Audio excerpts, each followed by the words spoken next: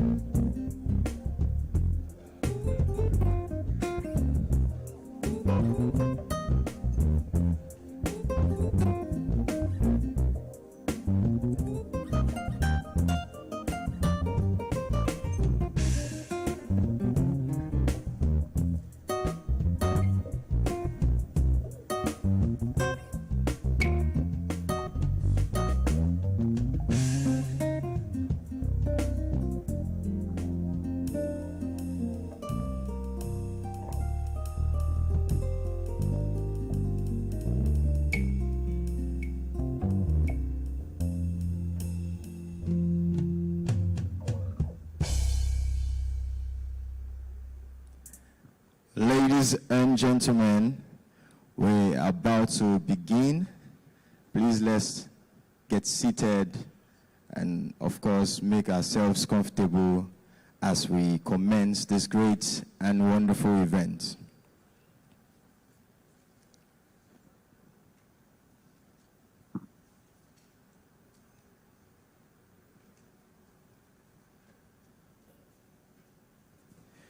Thank you very much, ladies and gentlemen.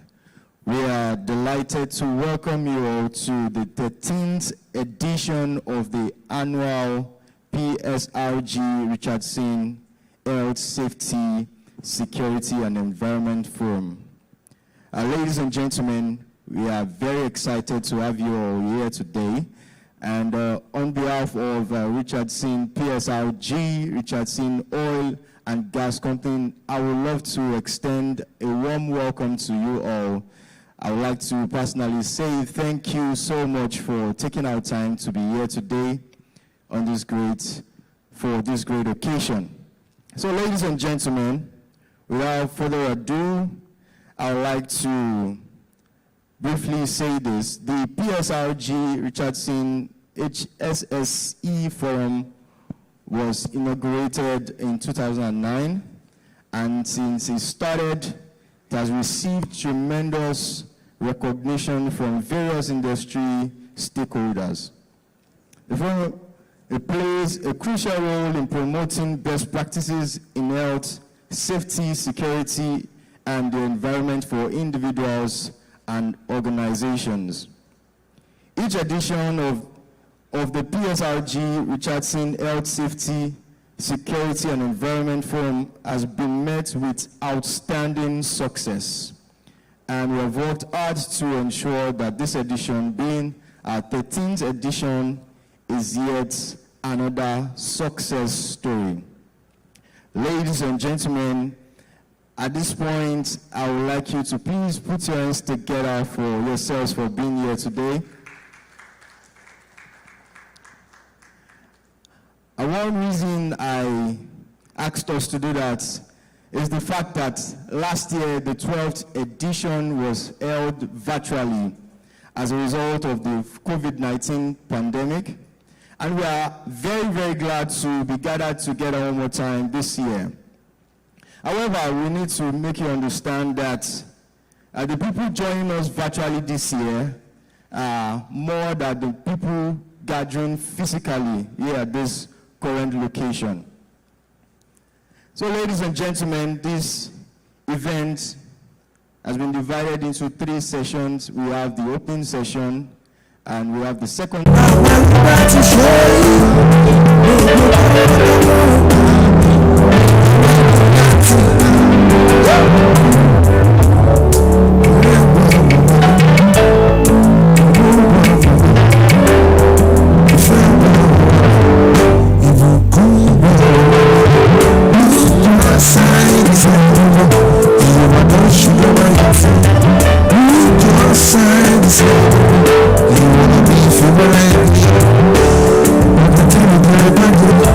Let me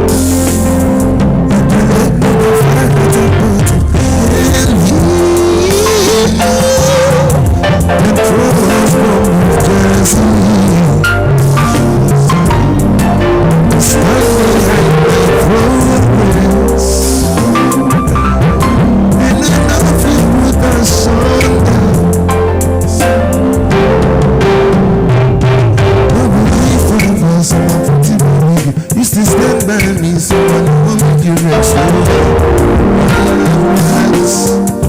You want to know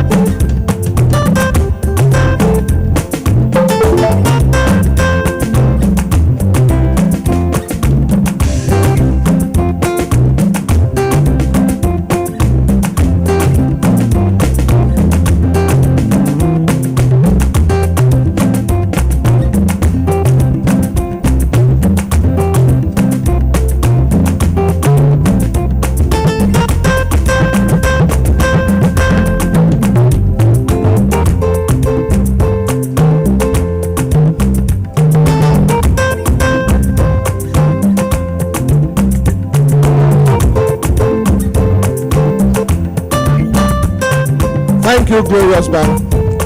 Am I right? Gracious band. Gracious band. Please help me put your hands together for the gracious band. I think they've done great justice. I must apologize that the second session is starting slightly late. Dr. Dorothy Bessie, the president of the Nigerian Environmental Society, will chair the second session, but we will kick off by asking our dear Mr. Anoti Omoli to please come and kick the second session up. Please put your hands together for Mr. Anoti Omoli, Radio Circle, Executive Chairman, Radio Circle.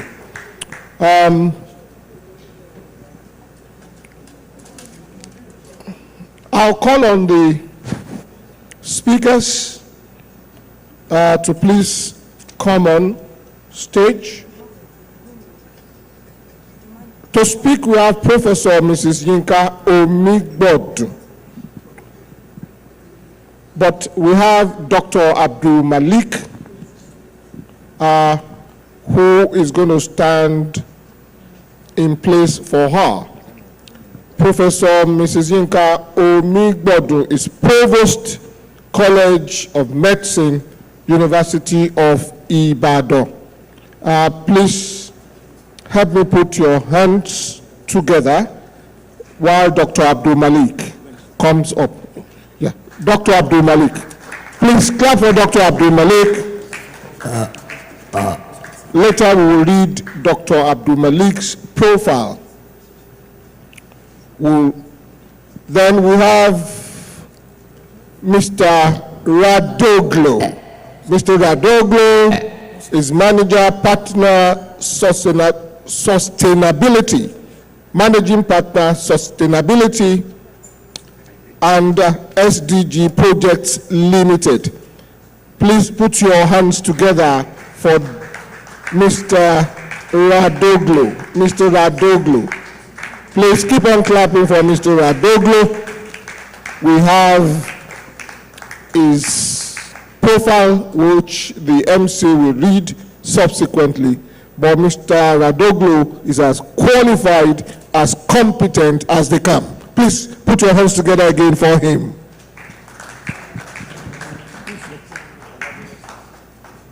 Also, we have a very interesting session on cybersecurity.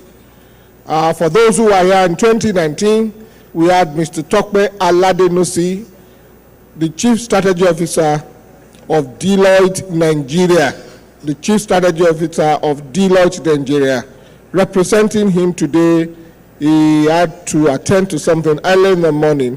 We have Mr. Olutimeyin Oyesoya, brilliant, erudite, and as qualified as they can. Please put your hands together for Mr. Oyesoya.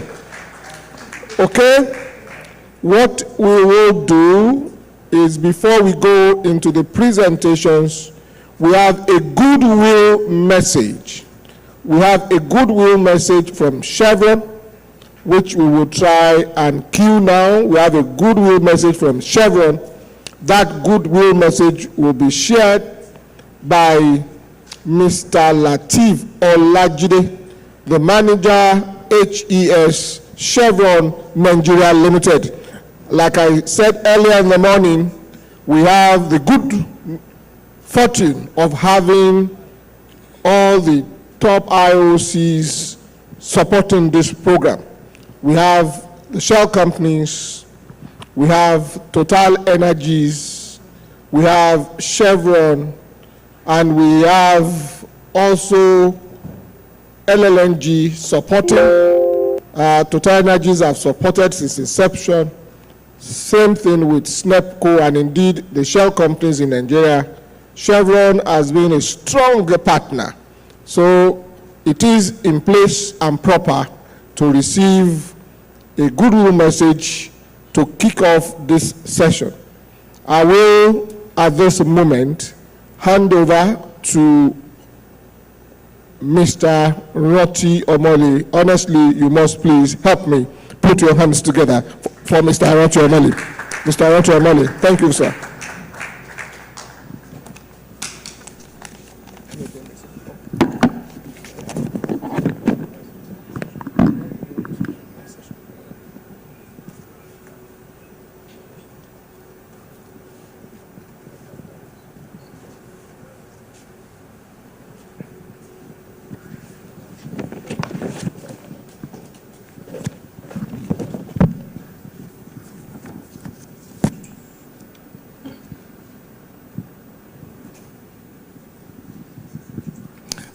Good afternoon once again, ladies and gentlemen, and welcome to the afternoon session of the 13th edition of Richardson Oil and Gas HSC Forum. Once again, we thank Richardson for continuing this forum, which has been quite informative, innovative, and promoting awareness of safety all over the industry, and not only in the oil and gas sector. This afternoon, I'll be moderating two discussions that centers around the first one, mitigating financial losses in uncertain times, and the other one, improving road transport safety and eradicating drug abuse. You will wonder, when you're having two extremes of topic. One is talking about how you mitigate losses in businesses. The other one talking about how do you improve road safety transport and eradicating drug abuse. But really, they sound distant but pretty close. For the two of them, for businesses nowadays, we talk about impairments, losses, business losses, financial losses, asset losses, and other things. Sorry. I want you to stand in for Oh, okay. Dorothy's calling. When she comes, just to pick up. Oh, okay. So that's it. I can call the people They are here already. They are on the seat. in the seat. Okay. These people, they are on the table already. Oh, okay. So we just have a good way from Psrg-Richardson. Okay, sorry, apologies. I was talking about the later session, so let's get to the current session. The current session has to do with security, health, and environment, and I would just try and start that session up, whereby we can talk about the first one has to talk about the cyber security and how to ensuring maximum protection during crisis. I mean, we've seen a lot of things that are changing now, and increasingly, safety of records, safety of assets, database, confidential information, more and more are at risk. So we're going to have Mr. Tokwe Aladenusi, who is Chief Strategy Officer and Cyber-Risk Services Leader from Deloitte, that will be taking that. And thereafter, we're talking about achieving a mentally healthy workplace amidst disruptions. We've had so much about various disruptions from COVID. We've had so much disruptions, talk about business disruptions, challenges to businesses, to manpower, to projects. So we're going to have Professor Mrs. Yinka Omigbodun, AB represented. They're going to talk about that. And the last one we have to do with the Nigerian oil and gas transition towards a low carbon economy, a survivor guide. And that to be handled by Georgios Radoglo, the managing partner, Sustainability, Climate X, UN SDG Projects Limited. So this will be a very, very interesting session. And I'm going to start by calling Mr. Tokwe Aladenusi, who is the Chief Strategy Officer and Cyber-Risk Services from Deloitte, to talk about cyber security, ensuring maximum protection during a crisis. You will all listen to the presentations. Please note your questions so that at the end of the three presentations, we will have comments, questions and answers. And for those online, you can also put your comments on the chat. The comments will be, your comments and questions will be collected, and we will start from there. Okay, so quickly before we start, we'll have the goodwill from Chevron, and thereafter the goodwill, we'll start the discussion sessions. Thank you.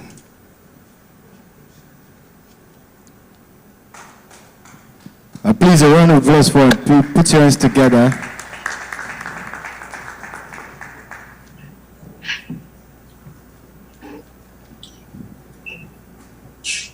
Thank you so much, Mr. Rati Omole. Let's fix our eyes on the screen for Mr. Latif Olajide. Can you hear me loud and clear?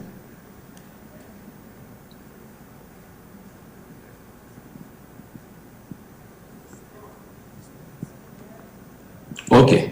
Yeah, so good afternoon. My name is Latif Olajide. I'm the General Manager for Health, Safety and Environment for Chevron in Nigeria. So I will be presenting a short remark from my Chairman and Managing Director, Mr. Kennedy, who could not be present here due to business engagement. So he has asked me to pass his sincere apology. So I will be presenting his remark. So I stand by existing protocol, and I also would like to thank the organizers of the 13th edition of Richardson HSSE Virtual Forum for the invitation for us to participate and to offer some perspective on the topic, which is the Nigerian oil and gas industry beyond the crisis. So as we all are aware, the entire industry continues to face strong headwinds ranging from challenges associated with COVID-19 pandemic, security, environment, among others. And of course, difficult times demand difficult decisions and choices. Chevron continues to adhere to the COVID-19 management protocols and safeguards to prevent the spread of the virus. And that has helped us to keep our workforce and their families healthy while enabling us to sustain our activities. So the post-COVID outlook for the oil and gas industry actually underscores some opportunities. And one is around the routine gas flaring reduction and the fact that we need to harness our Nigerian vast gas resources. And of course, based on some of the past discussions, there is clear evidence that we need to boost industry collaboration for cost reduction. And of course, we also have to leverage digital technology that I imagine, looking at innovations that we can adopt among others. On the routine gas flaring abatement and gas resources harnessing, the NNPC joint ventures has progressively been reducing routine gas flaring in Nigeria by over 95% based on our 10 years of operations. Looking backwards. So we have remained ahead in terms of maximizing supply of on-spec gas into the Nigerian domestic market, and we continue to commit to the highest standard of environmental management and conservation in Nigeria, and that's applicable throughout our global operations. So through the West African Gas Pipeline project led by Chevron, Nigeria is supplying gas to countries in West Africa and sub-region, and those are Ghana, Togo, and Benin, and that's been helping to boost economic development in the West African country. On collaboration for cost reduction, the industry in general has been taking steps to increase efficiency. We realize that we have to work together as operators and collaborate on looking at how we can improve on our resource costs by looking at cost-saving measures, and also look at opportunities for efficiency where we can collaborate. And most importantly, looking at optimizing or synergizing our operational activities where we can to continue to save costs for our joint venture. On the innovative technology to further enhance our operation, the oil and gas industry is being reshaped by the digital technology. And we in Chevron came into that. And at Chevron, we are adopting digital technology in various aspects of operational activities as part of our efforts to drive operational efficiencies, resource optimization, and of course to improve our overall performance. And very importantly, to lower carbon emission and footprint in line with global direction and emerging Nigerian regulation. So in conclusion, we've been making significant investment in Nigeria for close to 6 years, and we believe that with the right policies, laws and regulations that will stimulate growth in the industry, we are optimistic about the future of oil and gas industry in Nigeria. So we'd like to thank you for your attention, and thanks once again to the organizers. Please do enjoy the rest of the second session for this forum. We've been with Richardson for a long time, and we believe in this forum, and we continue to support this forum in the future. Thank you very much.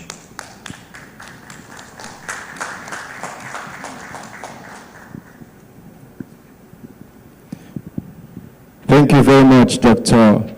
Mr. Lateef Olajide. Right now, we'll be going on to the next session on cyber. I'll be handing over the microphone to Mr. Aranti Omole to continue. Thank you very much, sir.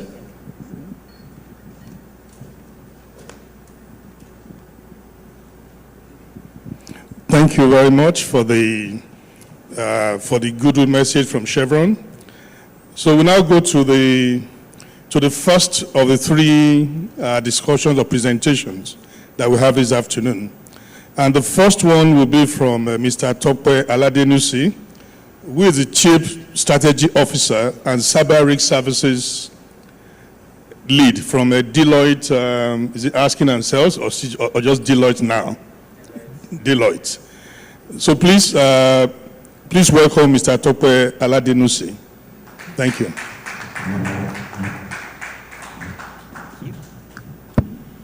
Thank you very much, sir, and thank you, our distinguished guests. And I'm indeed happy and honored to be here. I'll be ably representing Mr. Tope Aladenusi, who is our business leader for risk advisory in West Africa.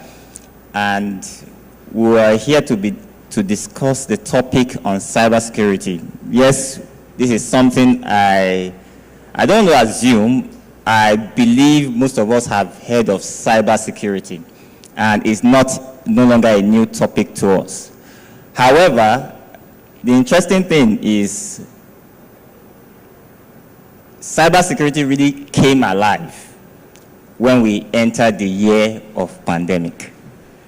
And I'll be discussing how do we need to ensure maximum protection whenever we enter such kinds of crises, because the pandemic was like a crisis. All right. To give a brief background, I have only 15 minutes, so I'll try to run through as much as possible. We've been able to engage over, let's say, over 5 to 7 boards of different organizations ranging from energy to financial sector. Many times we speak to the chief executive, and when we talk about what are your major concerns when it comes to running this business, and one thing always pops up, and that is the issue of cybersecurity attack. In fact, one group head once approached me and told me that, Tim Lane, please, is there any way you can come up with any figure or any budget on how we can just reserve this amount to take care of any cybersecurity attacks? And I simply said, the amount to reserve is as big as your business itself, because within the twinkle of an eye, within over a weekend, you can lose so much that can crumble your business. And that's why everybody is paying attention to cybersecurity. Even regulators have started telling their fellow players to do what? To pay attention to cybersecurity. Even the US had even come up with a standard to say we need to set up some standards that organizations will follow to protect the critical infrastructure. And why is it so important for us within the oil and gas? It's simply because a lot of our operations are gradually moving online. A lot of our operations are gradually getting automated. A lot of our pipelines and energy-driven equipment are gradually getting automated. And whenever anything comes online, it's open to attack. As we are in this room now, there are two worlds running, right? There are two realms here. We have the physical realm, as well as what? The cyber realm. The people joining us from online, that's the cyber realm. Wherever they are located, they are joining us. And these have implications. And I'll quickly try to summarize these implications within the next 12 minutes, hopefully. Okay. All right, so it's no longer a myth that there's something called total security anywhere. There's nothing like that anymore. It's how much of the facility you've put on ground to be able to respond to any attack. It's not a matter of if any longer, whether you'll be attacked. Everybody will be attacked. Whether you are in the financial sector, whether you are in oil and gas, whether you are in the government, you will be attacked. The question is when. And we've also moved a step further to now say it's not even about when they will attack you, it's when you become aware that you've been attacked.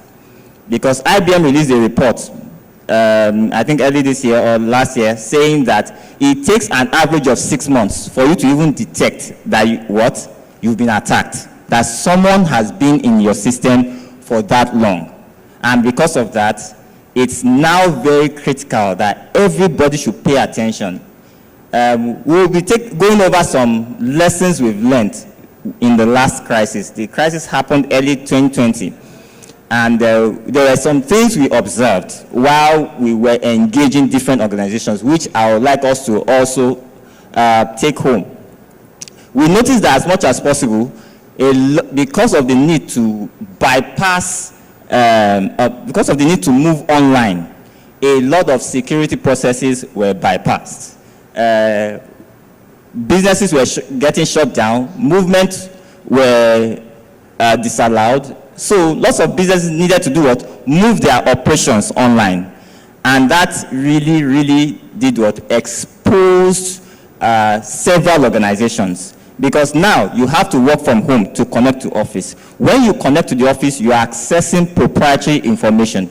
And when you do connect, because the network has now been opened up for different people to connect. You can connect from the hotel, you can connect from the airport, you can connect from your home.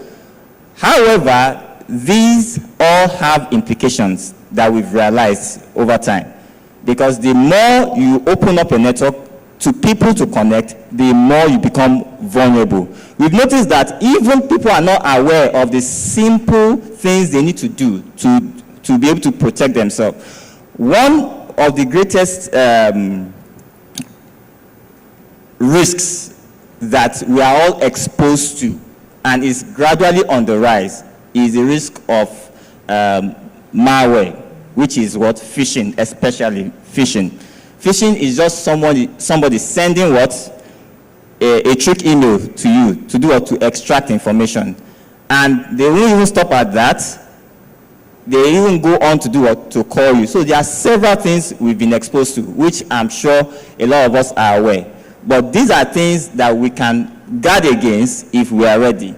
We'll be taking some lessons learned quickly, so I'll quickly skip because of time. I think I've skipped a slide. Okay. Now, we also noticed that companies were not able to respond appropriately. When the pandemic hit, a lot of companies struggled. They struggled because many a times what they had, the business continuity plan in code that were developed were just what? Paper documents left to probably IT to just do what? Resurrect whenever it's being needed or for regulatory purposes. And because of that, when we got to a period where things need to be activated, it was rather junked. and people started forming teams. This is not meant to be so. From report, we've seen that people that have created plans all along, incident response plan, especially that are tailored to crisis, different scenarios, are better prepared whenever any kind of crisis happens.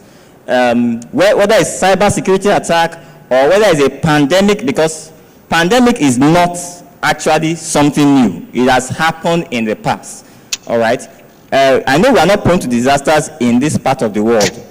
However, it's something that every organization needs to get prepared. So we noticed that a lot of organizations were not prepared at all, and this affected the recovery process. Yes, a lot were able to, over 80% of businesses were able to recover, but some didn't just recover.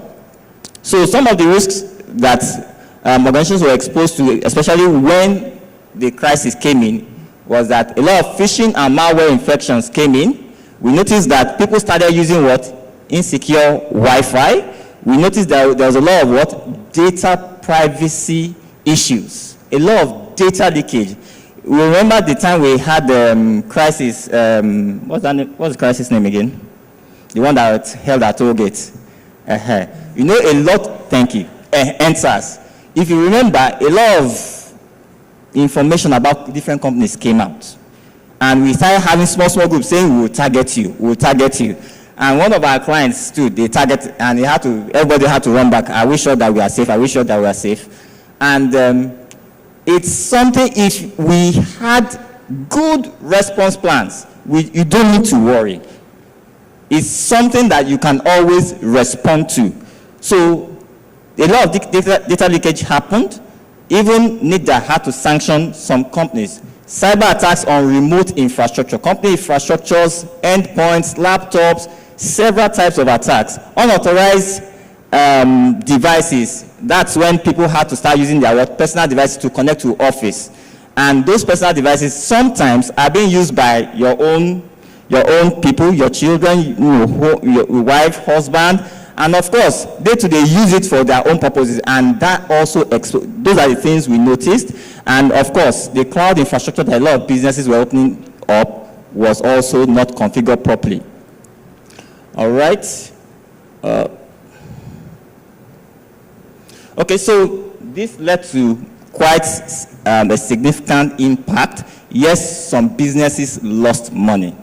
NIBS released a report last year that when this pandemic happened, there was an increase in the number of attacks from 2019 to 2020, over 186% increase in different types of reported attacks.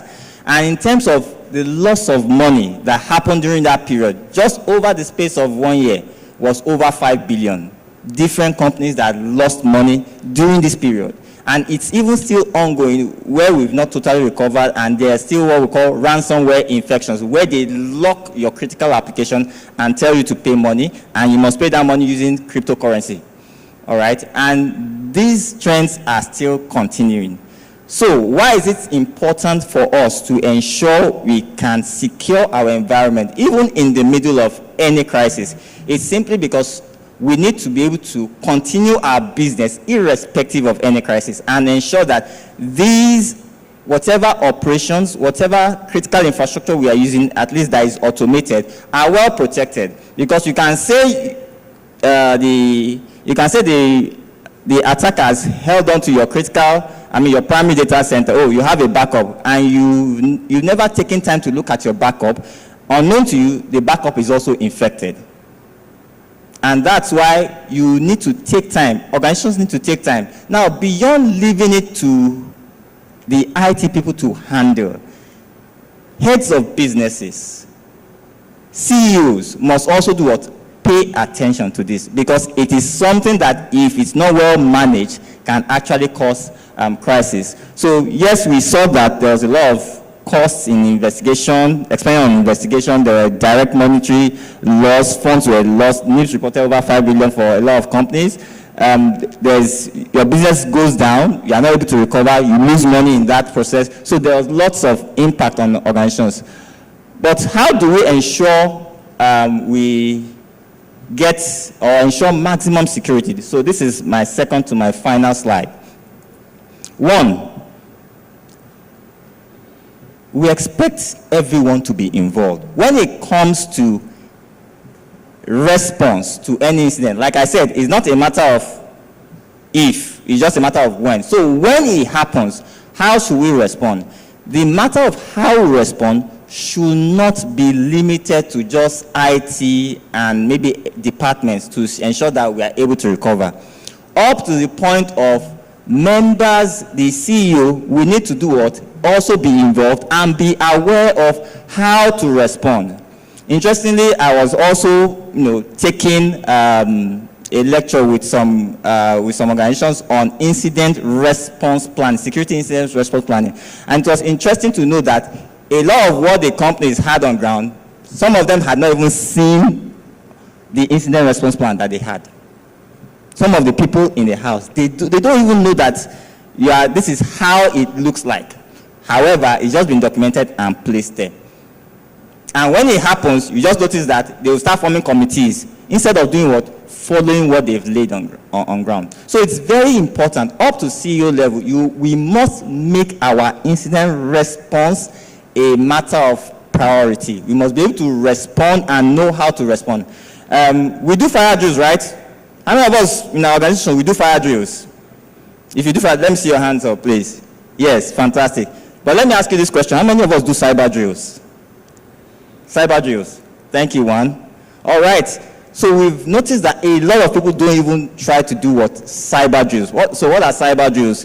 The ability for you to be able to respond in case of any cyber attack. So it's something that every one of us must consider, looking at the scenarios that are peculiar to us.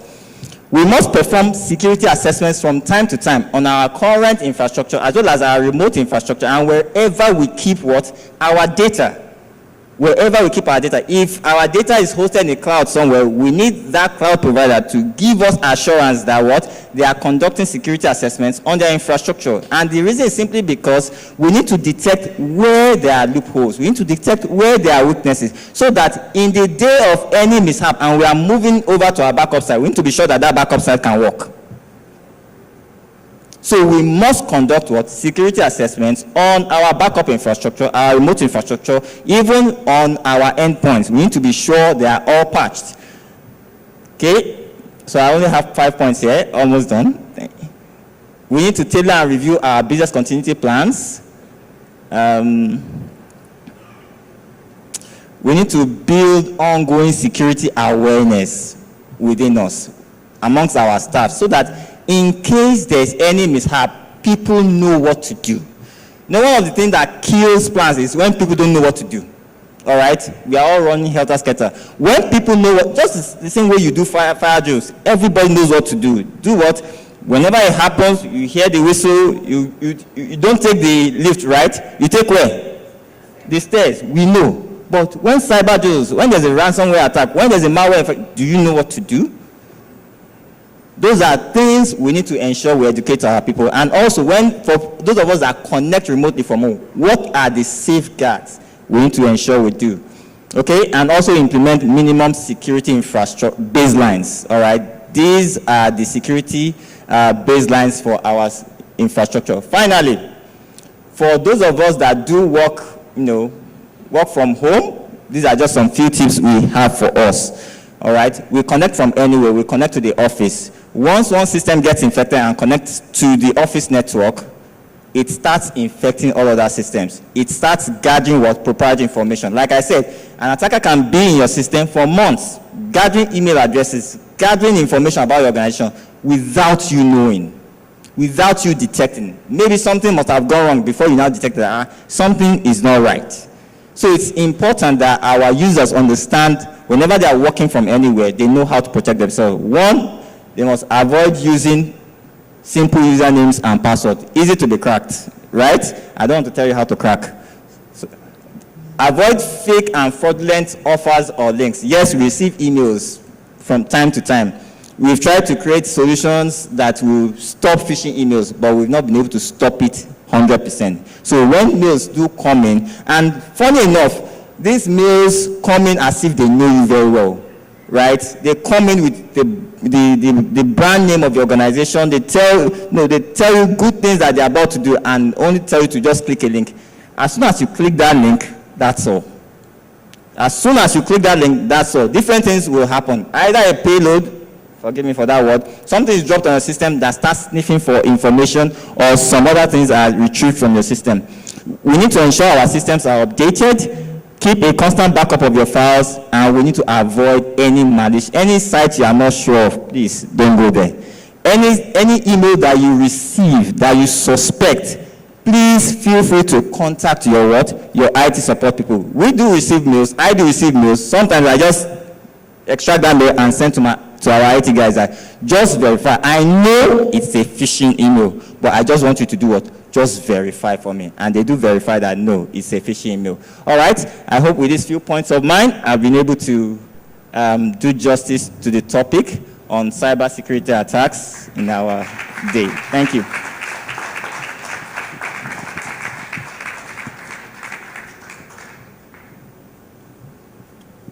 Thank you very much, Timileyin, for those fantastic presentation. And I can't wait to get the slides so that I can go and implement all those, the cyber plans, the cyber security, business continuity plans, and some of the things that you've discussed. You know, we all went through that phase during the COVID-19, and there's some of us without proper or just mere policies, without infrastructure, we actually suffered, where you can't really access your database. And then all what you spoke about were all the challenges that different entities in Nigeria actually went through. Now, before I call the next person to come on board, which is Dr. Jibril Abdulmalik, I would like to invite our doyen of the safety industry, one of our regulators, the pioneers of safety regulations in Nigeria. She was formerly with DPR, in charge of HSE, and actually brought it to a different level during her tenure.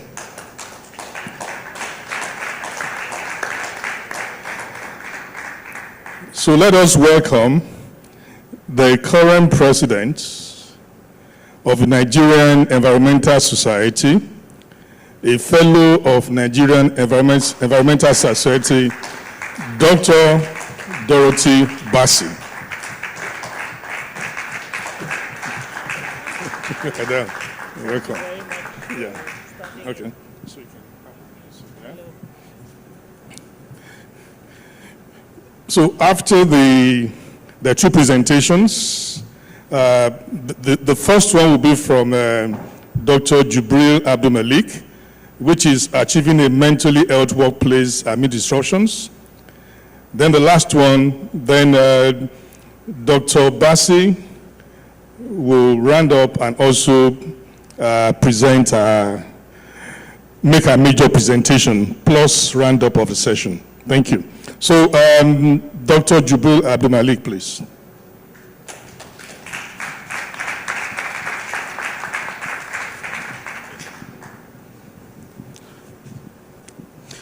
Good afternoon, distinguished ladies and gentlemen. It's a pleasure to be here. Please, can I have the presentation up? So I'm representing my boss, Professor Olayinka Omigbodun, who is the Provost, College of Medicine, University of Ibadan. My name is Jibril Abdulmalik. I'm a senior lecturer at the Department of Psychiatry, College of Medicine. So I will be speaking about achieving a mentally healthy workforce amidst disruptions. Next slide, please. So essentially, I'll break this into 3 slides. Okay, thank you. So essentially, I'll break it into 3 sections to cover some basic concepts around mental health, because there are lots of misconceptions around it that we need to understand. And then I'll talk about mental health in the workplace, and then we'll conclude with how to achieve a mentally healthy workplace. So we remember from our secondary school days that the WHO defines health as a state of complete physical, mental, and social well-being.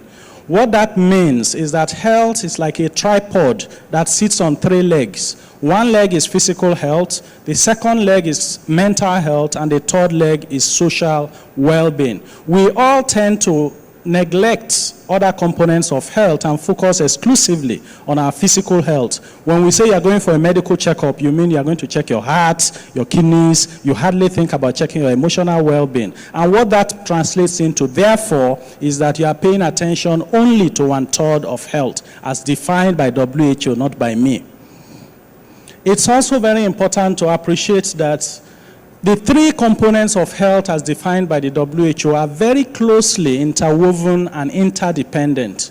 So if you have a physical health problem, it may impact on your well-being emotionally as well as on your social well-being. I give an example. I traveled from Ibadan to Lagos, assuming hypothetically that I had an accident and my car somersaulted and I injured my neck and damaged my spinal cord.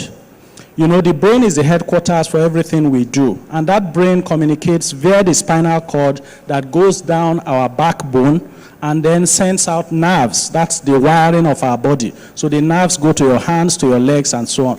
So if the electric current coming from our NEPA, the brain, is interrupted, you know, maybe there's a storm, and NEPA poles are down, you know, there'll be no electricity beyond that point. So if there's an accident and an injury to my neck, what that means is current is not going below that point. And so I will then be paralyzed. I'm a lecturer, so I'm used to using myself as an example, because if I say you or somebody, everybody will say I reject it.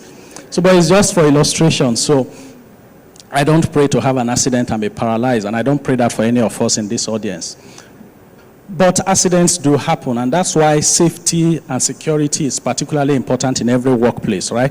But so if that situation happens, I will then be paralyzed from my neck downwards, meaning that I can't move my fingers or my legs, I can't brush my teeth, I can't feed myself. I actually know a medical doctor who had such an accident a couple of years, about 12 years ago. He's still alive now, but paralyzed from the neck down. And what that means is if you want to feed, they'll prop him with pillows. And if he wants to use the restroom, they'll lift his weight off his waist off the bed and put a bedpan. And when he's done, they'll roll him to the side and clean him up. He cannot do anything for himself. Imagine hypothetically that I have that kind of an injury. Do you imagine that I will go and do Thanksgiving and be happy with my life in that situation? So the chances are, and in the case of that particular doctor, within a few months, he became severely depressed and suicidal. And he was saying openly that, God, why did you spare my life? I might as well have died in that accident. So that's a mental health complication of the physical injury. He was newly married at the time. He was 32 years old, just married less than a year into his marriage.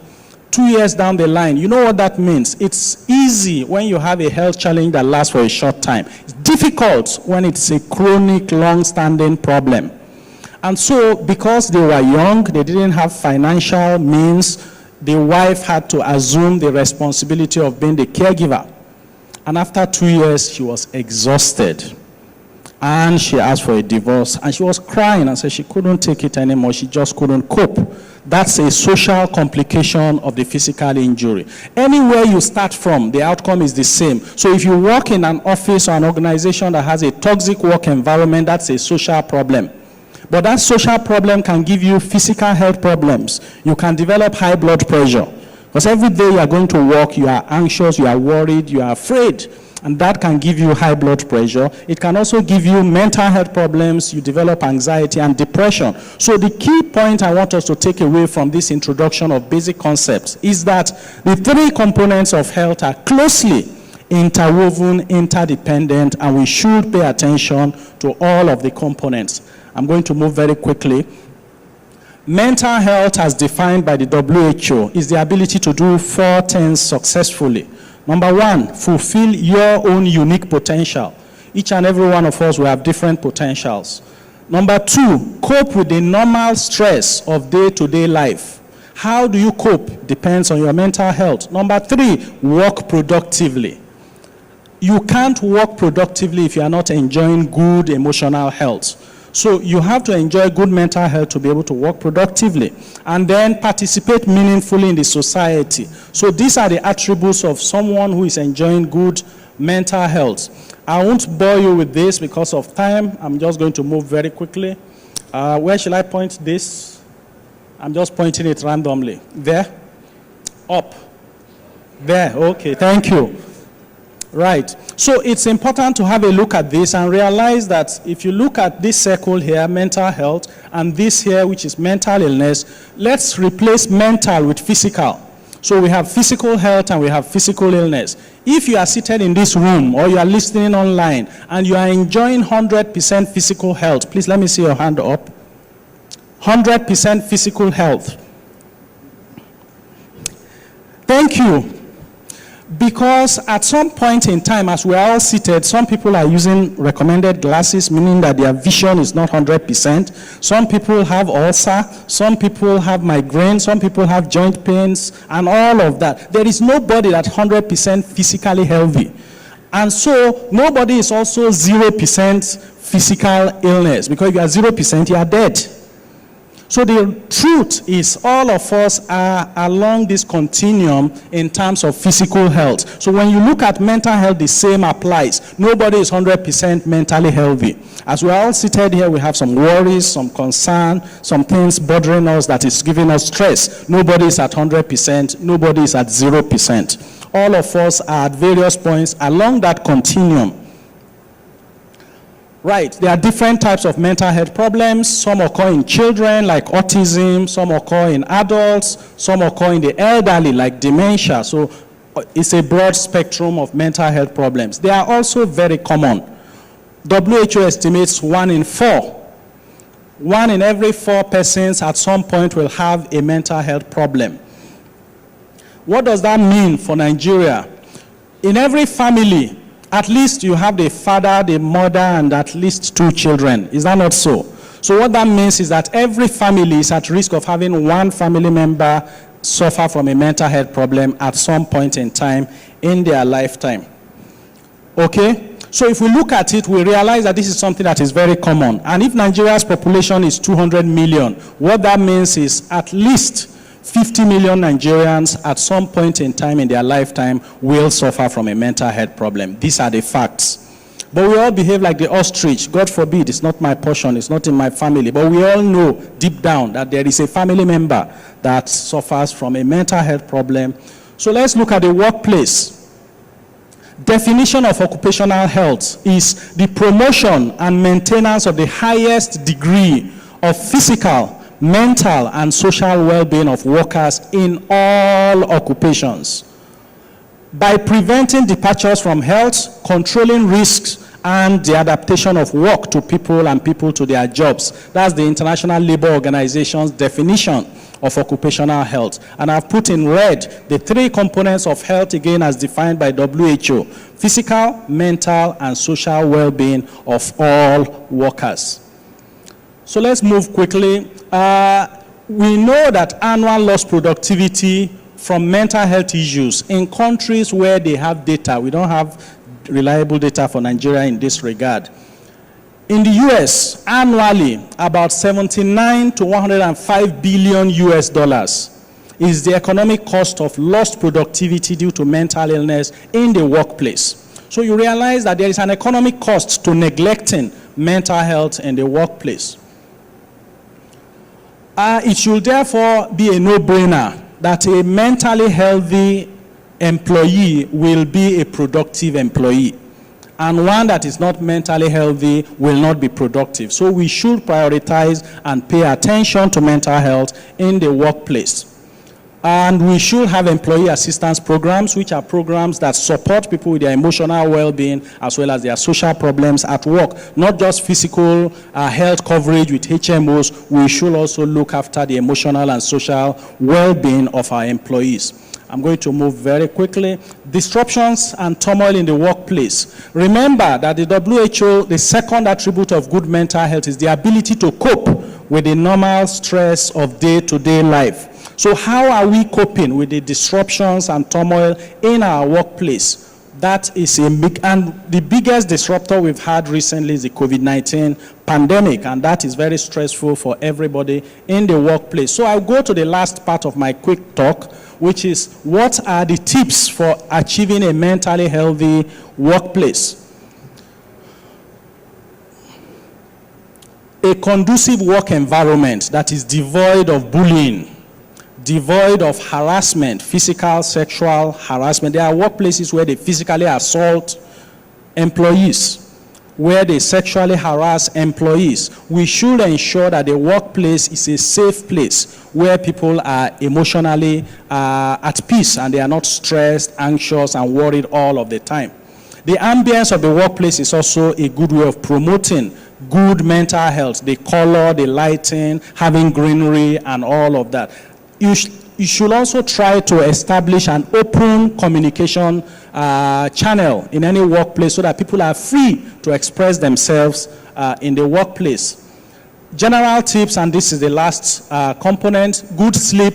Our brain restores and repairs itself when we are sleeping.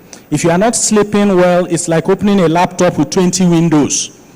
After a while, your laptop will hang and freeze. We don't want to wait until your brain hangs and freezes before you know that you should rest. So good sleep is very critical to promoting emotional well-being. Invest in human relationships. No man or woman is an island. We need to rely on one another. So invest in human relationships. Exercise regularly. Physical exercise causes your muscles to release hormones that lift your mood. So physical exercise, being fit, is good for your emotional well-being. Spend quality time with family, assuming that family is not stressful, because that's a big assumption. So if family is supportive, then spend quality time with family. Compartmentalize. Don't bring work problems home and sour the environment in the home. And don't carry home problems to the office, and then you are not productive in the office. Relax and enjoy the daily pleasures of life. If you could go to the restroom and you could pass urine without pain and discomfort, you should do Thanksgiving. If during tea break you are able to take orange juice or pineapple juice and swallow without pain, Thanksgiving. So if you could eat your favorite food and savor this aroma and the taste, enjoy it. Every little pleasure of life, because none of us is going to live forever anyway. So as long as you are healthy, savor every moment, and it helps you to promote your emotional well-being. Avoid drug abuse. I don't need to speak too much, but let's not imagine that it's only irresponsible people that abuse drugs. We have people who are well-suited, corporately dressed, high-achieving management positions who are having problems with drug abuse, with gambling and other disorders. So avoid drug abuse. Free your weekends. Work Monday to Friday, Saturday 7 weddings, Sunday you go to church, then committee meetings. When are you going to rest? Your body will break down. So please rest. Spirituality and religion may be helpful, but take care that it doesn't become a yoke. Because sometimes they give you a lot of responsibility and say, well, as a man of God, I can't say no, when really you are drowning. So then it becomes, a double-edged sword that may harm you. Seek help if you need it. There is no shame in asking for help. If you have a fracture, you will go to the hospital. So if you are depressed, why will you not speak to a psychiatrist or a psychologist? There is no shame to ask for help. Ask for it if you need it. And develop your emotional intelligence. Be kind to others. When you are kind to others, actually, you are helping yourself because your brain rewards you. When you do nice things, your brain releases a hormone, oxytocin, which makes you feel better about yourself. That's why people do philanthropy. That's why people do community service, because it makes them feel better. EAP, I mentioned that. Be kind to yourself. Don't be too critical. Stay grounded. None of us is living this world alive anyway. So stay grounded. Don't be too full of yourself. Stay humble. One Humanity, these are just a few slides to end it. Connect with loved ones. Control your anxiety, especially in the midst of COVID and also all that. Avoid drug abuse. Stay humble. We only need the basic essentials of life to get by. And stay positive, okay? stay positive, tough times, COVID will pass, Delta variant will pass, we'll overcome this, and things will return to normal. And in conclusion, health is not just about physical well-being, but also about mental and social well-being. And in the workplace, we need to focus on our mental and social well-being. We need to maintain emotional well-being, especially with the disruptions and turmoil of COVID-19. Thank you very much.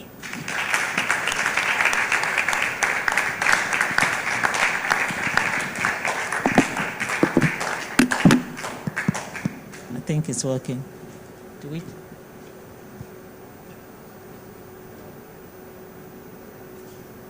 Okay. Thank you very much, Mr. Jubril Abdul Malik, for that very, very brilliant and informative discourse. I have learned so much from that.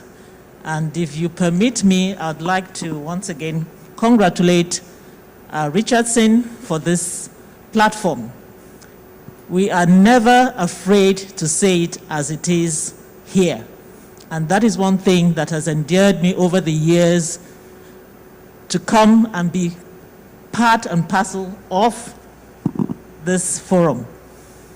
Like you must have heard, and if you have seen some of the catalogs, I've always been here. I was at home, and he said, "You must come." And I jumped into the taxi, and I came here. Because we are learning every day. The world is evolving. And so we must keep up with what is happening around us. Distinguished ladies and gentlemen, I do sincerely apologize that I was not here physically, but I was here in spirit. Thank you, and we'll continue. So do we have any questions, comments for the last speaker? Okay, after that, all right. So I'll quickly call on our next speaker, Mr. Georgios. Forgive me, please, for your name. He's going to take us through transiting towards a carbon economy. Please, can you tell us your name so that we learn?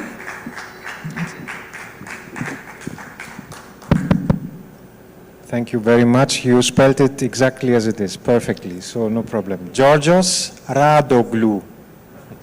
That's the last name, but Georgios is okay. Thank you very much. So, ladies and gentlemen, also from my side, good afternoon. All protocols observed and standing protocols. I'm very happy to be here. It's not my first time. I have been subsequently 3 times in this forum under different roles. So today, what I would like to do with you together to raise your awareness for a changing world. And this is caused by climate change. We are on the verge of humanity and planetary extinction. We need to be fully aware of that. And you know, we need to be aware of that because we need to act now in order to correct systemic failures of our system. What are systemic failures of our system?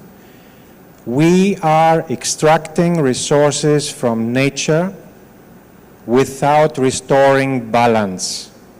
Today, as we speak, we already consume the earth, as we speak in July every year, the earth's resources. In total year, we consume 1.7 earth's resources. This cannot go on. So what does this mean for, next slide please. What does this mean for the Nigerian oil and gas sector? It means that we have to be prepared and anticipate the changes of a global energy transition and systemic transition coming. Because you need to ask yourself, look around you today in Nigeria. I'm very sorry to be provocative, but I have to. I'm in Nigeria since 2014. I'm Nigerian married, so I feel like home here. And I have pain for what I see. So 60 years of oil exploration And if we look around us, the highest poverty rate in the world. We need to ask ourselves, who do we help by extracting crude oil and exporting it, and then import all refined crude oil products at an expense? I asked at the end of the first session, what is the balance? Not only 88% of the forex comes from Nigerian oil and gas, 60% of the government revenues. How much do we spend to get all those products back in a refined version? Why don't we do it here? So in the lecture, I would like to do the following. I would like first to show you what internationally proven and important and significant organizations and people are stating today about the status of the climate and what this means for our lives.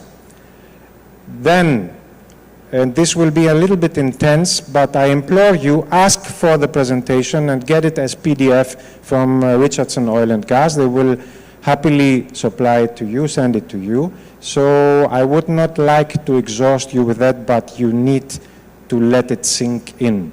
Then I will ask you, and together we think, what can Nigeria do and the Nigerian oil and gas sector to be prepared for what is coming, to transform and transition to the new system, to decarbonize, but not only to decarbonize, to justly and fairly decarbonize and create wealth for Nigerian population and not for a very small portion of it. So, and I will then, after this discussion, conclude with some indicative solutions. Please, I can't give you all solutions, so I will focus on 2 main things that I believe could be low-hanging fruits for Nigeria and should be immediately addressed because they are addressing many issues in one. And this is how the presentation is structured, and I might go through. You see already what kind of Earth and planet and future do we want? Is it the 1.5 degrees Paris Agreement goal, which will allow us to continue living in a wonderful environment and nature and God's creation and appreciate it? Will it be 2 degrees, which will make life difficult, and sea level rises of 8 feet? Imagine that in Lagos, please, where we are, okay? Or even we don't do anything, we are under the influence of the phenomenon of the frog, which is put in a pot in cold water and then on the fire, and you heat it up, and the frog is not reacting because the development and the heating up is gradual only and not very direct. And in the beginning he starts feeling comfortable and says, wow, warm water and so on, but he doesn't react. We need to avoid being like the frog. We need to react. We can act and we can restore balance with nature. Because we don't want the last scenario, 3 degrees. So, what are we saying now? Oh, sorry, wrong direction. IPCC, the International Panel on Climate Change from the United Nations, just issued a new report, updated, and they say, in conclusion, the worst is yet to come.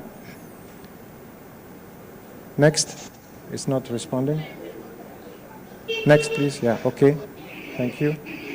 So, you see that we have, in the last 2 decades, broken records in emissions, in hot days, in floods, in everything. I don't need to go into details. Please see for yourself. In 2 million years, the temperature rise is already at 1.1 and 1.5 is the target. Emissions are still increasing. We need to respond. Let me go nearer because from here I can't even follow it. So, then, the International Energy Agency, independent agency, highly qualified. Their CEO, Fatih Birol, is now going to all governments of all the world and talking to them and explaining to them that even the International Energy Agency says we need to be net zero by 2050.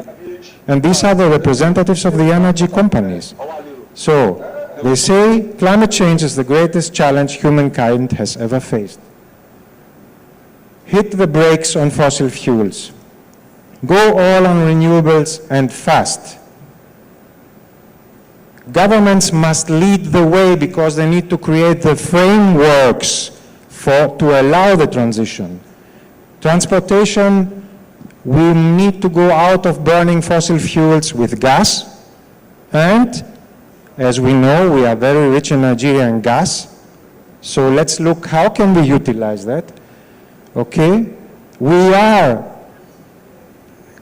convinced, and I'm a preacher for that, I can tell you that sustainability can be profitable.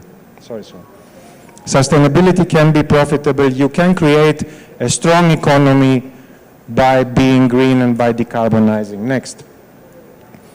So, you have the Dasgupta report from a highly awarded professor and university that looked into the biodiversity and said, we don't value nature because what nature provides us for free, and this is, we take everything from nature and God's creation, and we just extract and we don't give back and we don't restore balance.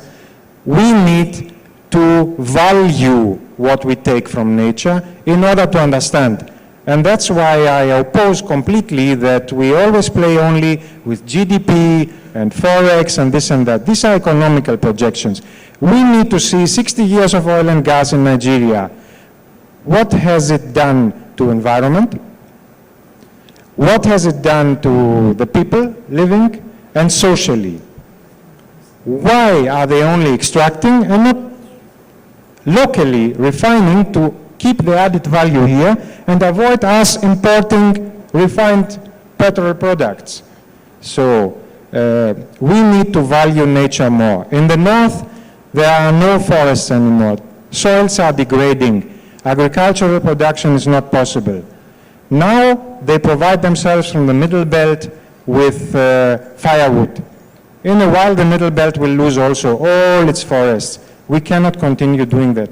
We need to put balance. Next, please. Let's rush through. Next. Let me try. Yes, thank you. Even the African Development Bank, one of ours, because we know they are Africans and they are led by a Nigerian, as you know. So what are they saying? Reduce the heavy dependence on oil revenues for government revenues and expenditures. Look to diversify. Who says to you that the 88% of Forex and the 60% government revenues from the oil and gas sector must be the only revenues and the only Forex source? Create more. We can create much more. And I will show you some examples, but not all. Let's go to the next slide, please. Yes. Nigeria, as a government, has committed to comply with the Paris Agreement. Many countries have done. This is through the nationally determined contributions and commitments. Which are they? Let us have a look. You see 45% conditional and unconditional emission reductions. Who is the biggest emitter? One of the biggest emitters is the oil and gas sector. And gas flaring. We might say, we limited the gas flaring in the last 20 years by XX%. Still today, the flaring is at 8 billion metric tons or cubic meters, of gas that is flared. This transformed to energy, transformed to other products like synthetic fuels, could give us 3 billion cubic meters of synthetic fuels, for example, or hydrogen that we could export. Next.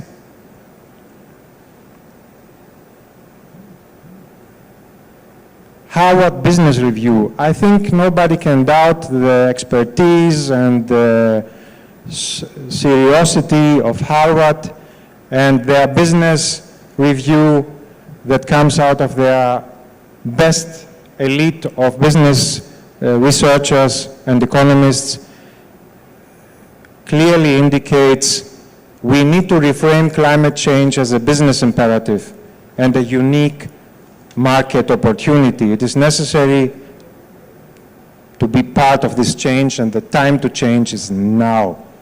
Next slide. Thank you.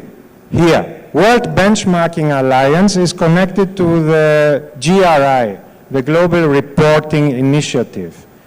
That is where I say we need to start to report not only financial indicators, but also environmental and natural capital projections, human capital and social capital, and see, I am an industry, whatever industry, manufacturing, what is my impact on the other capitals?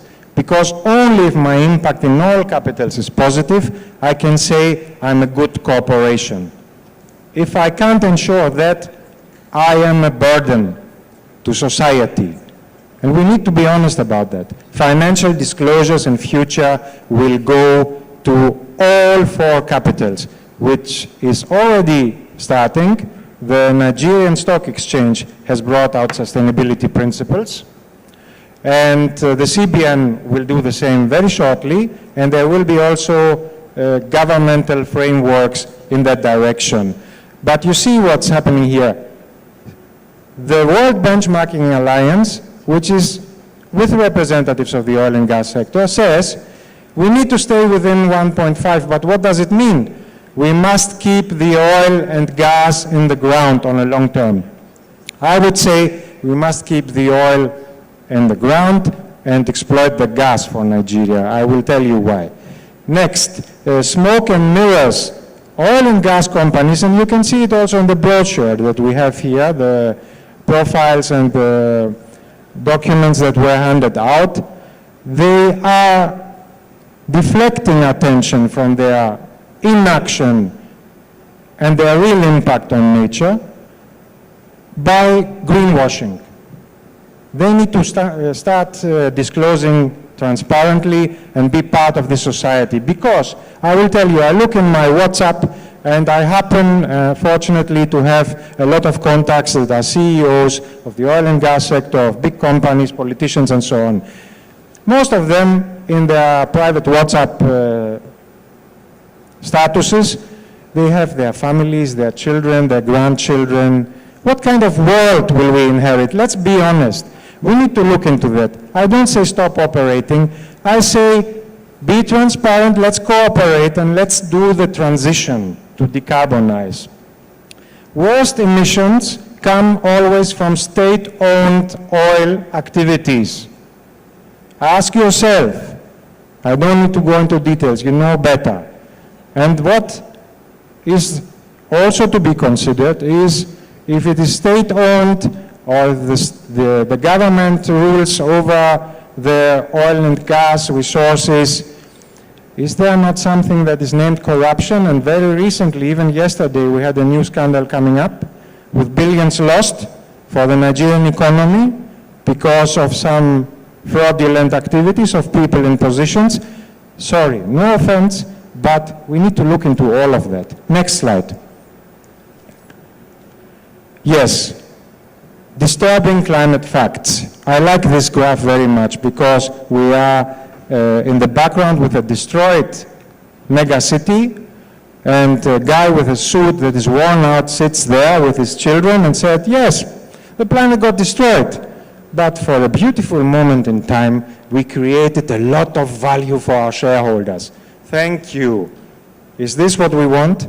Next slide. Next slide. Okay, now, Nigeria energy transition scenarios. What can we do in Nigeria? What makes sense? Next slide. Okay, Africa has arguably the largest renewable energy resources of the world. So, is it electricity access that will improve everything and zero carbon? Is there a pointer in this remote, please? Show me. Okay, very good, thank you. So, okay, that way. Thank you very much. Now I understand. So what are technologies that we can do in Nigeria? Utility scale batteries behind the meter batteries when we don't have even electricity and transmission networks enough. Electrical vehicle smart charging, you will see on the next slide, unrealistic. Renewable power to heat, renewable power to hydrogen, who will use the hydrogen with which infrastructures? Internet of Things, big data, cybersecurity, hello, blockchain, renewable mini-grids, yes, that might be a solution to decentralize electricity supply. Flexibility in conventional power plants, I don't see it, the technology is old. Next slide. Good. Now, let's look. No, before that, yes. Let's look. Is electromobility the solution? It needs infrastructures and investments that are way beyond the possibilities that we have today. Somebody had the money to buy in Nigeria a Tesla car. But does it make sense if he has to stop and find a generator to recharge his battery and burn fossil fuel? Next slide. So, there is a decarbonization sequence that is internationally accepted, and it says we need to go from conventional fuels to clean conventional fuels, sulfur-free, lead-free, and so on. I say, next slide, we need to jump over those steps and go directly to synthetic fuels. That is my suggestion for Nigeria. I will tell you what synthetic fuels are. Synthetic fuels is gas to liquid. We have plenty gas. Imagine that we could produce synthetic fuels in Nigeria. We would one-on-one drop in, replace fossil fuels, petrol, diesel, and jet fuels without changing infrastructures. We can use it in generators, which are used everywhere in Nigeria. So, and you know what synthetic fuels means? We will see in the next slides, we will jump quicker. 70 to 80% less CO2 emissions and all the other emissions. Just by us transforming the one abundant resource that we have, gas, ourselves here in Nigeria, into synthetic fuels and replacing fossil fuels completely. That is the change we need, because what does it mean? First of all, we utilize our gas. Instead of changing infrastructures and make everything gas-driven, we just transform them to synthetic fuels. Second of all, we stop importing refined petrol products. Imagine that relief in our economy. And you know what? With so much gas we have, there are also other products we can transform gas into, and we can be an exporter. Is this not much better future prospect and outlook than any other scenario? Next slide. Okay, too many details, you will get the presentation. Next slide. 1 minute. So what are synthetic fuels? As said, there are drop-in replacement for fossil fuel. And also, look, the last, jet fuel. We can immediately almost decarbonize our flights, our airplanes, our air companies, just with synthetic fuel. And synthetic fuel, I tell you, is much cleaner than the refined petrol and fossil fuel, and it makes the engines work much more efficient. Next slide. So, what do we need to come to such a position? We need green policies and frameworks from the government. We need to stop decisively to continue extracting resources that are irreplaceable, non-renewable, coal, and we need to start fading out crude oil, replacing it by gas for the next 10 to 30 years. And the gas, we utilize it, as said, to produce other things with it without changing our infrastructures. Then, with this, we can create a new green economy, from brown to green. Next slide. So, what emissions are under control of our oil and gas players? Let's look a little bit into it. The emissions that are produced during operations, because don't be disorientated and fueled. The emissions are not only the gas flaring, there are process emissions in the oil facilities. Methane is leaking everywhere, from the source, from the drill hole, through the complete process. Stay please on the gas flaring. We heard an announcement. We Next have slide. 1 minute more, sir. Next slide. Please. We heard about the gas flaring objectives of, I think it was shale gas and so on, to limit it by 75%. Excuse me, let's limit it to zero, completely. You know, you can, from each of the 180 flaring points in Nigeria that I mentioned are producing this 8 billion cubic meters of gas emissions, you can produce per each spot 45 to 100 megawatt electric, or transform them to synthetic fuels.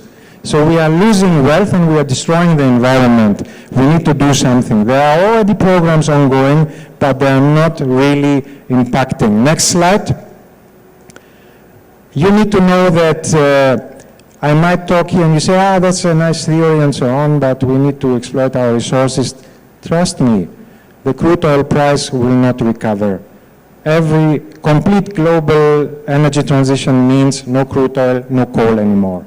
And it will affect the price. We cannot continue having an economy dependent on oil price. It cannot be that when the oil price goes down and the income, the revenues of the government goes down, everything goes up, the fuels go up, and you need to go and buy a slice of yam, meanwhile, with 100 naira, instead of a complete yam or a sack full of yam. Please, you need to put these things into correlation. Okay? Next slide. Thank you very much for your attention. I'm open for discussion on these points. And sorry for being provocative, but I need to shake you. We need to wake up and start changing now. Thank you very much, Mr. Georgios Radulov. Thank you very, very much for the presentation. A lot of information, a lot of data, a lot of research went into this.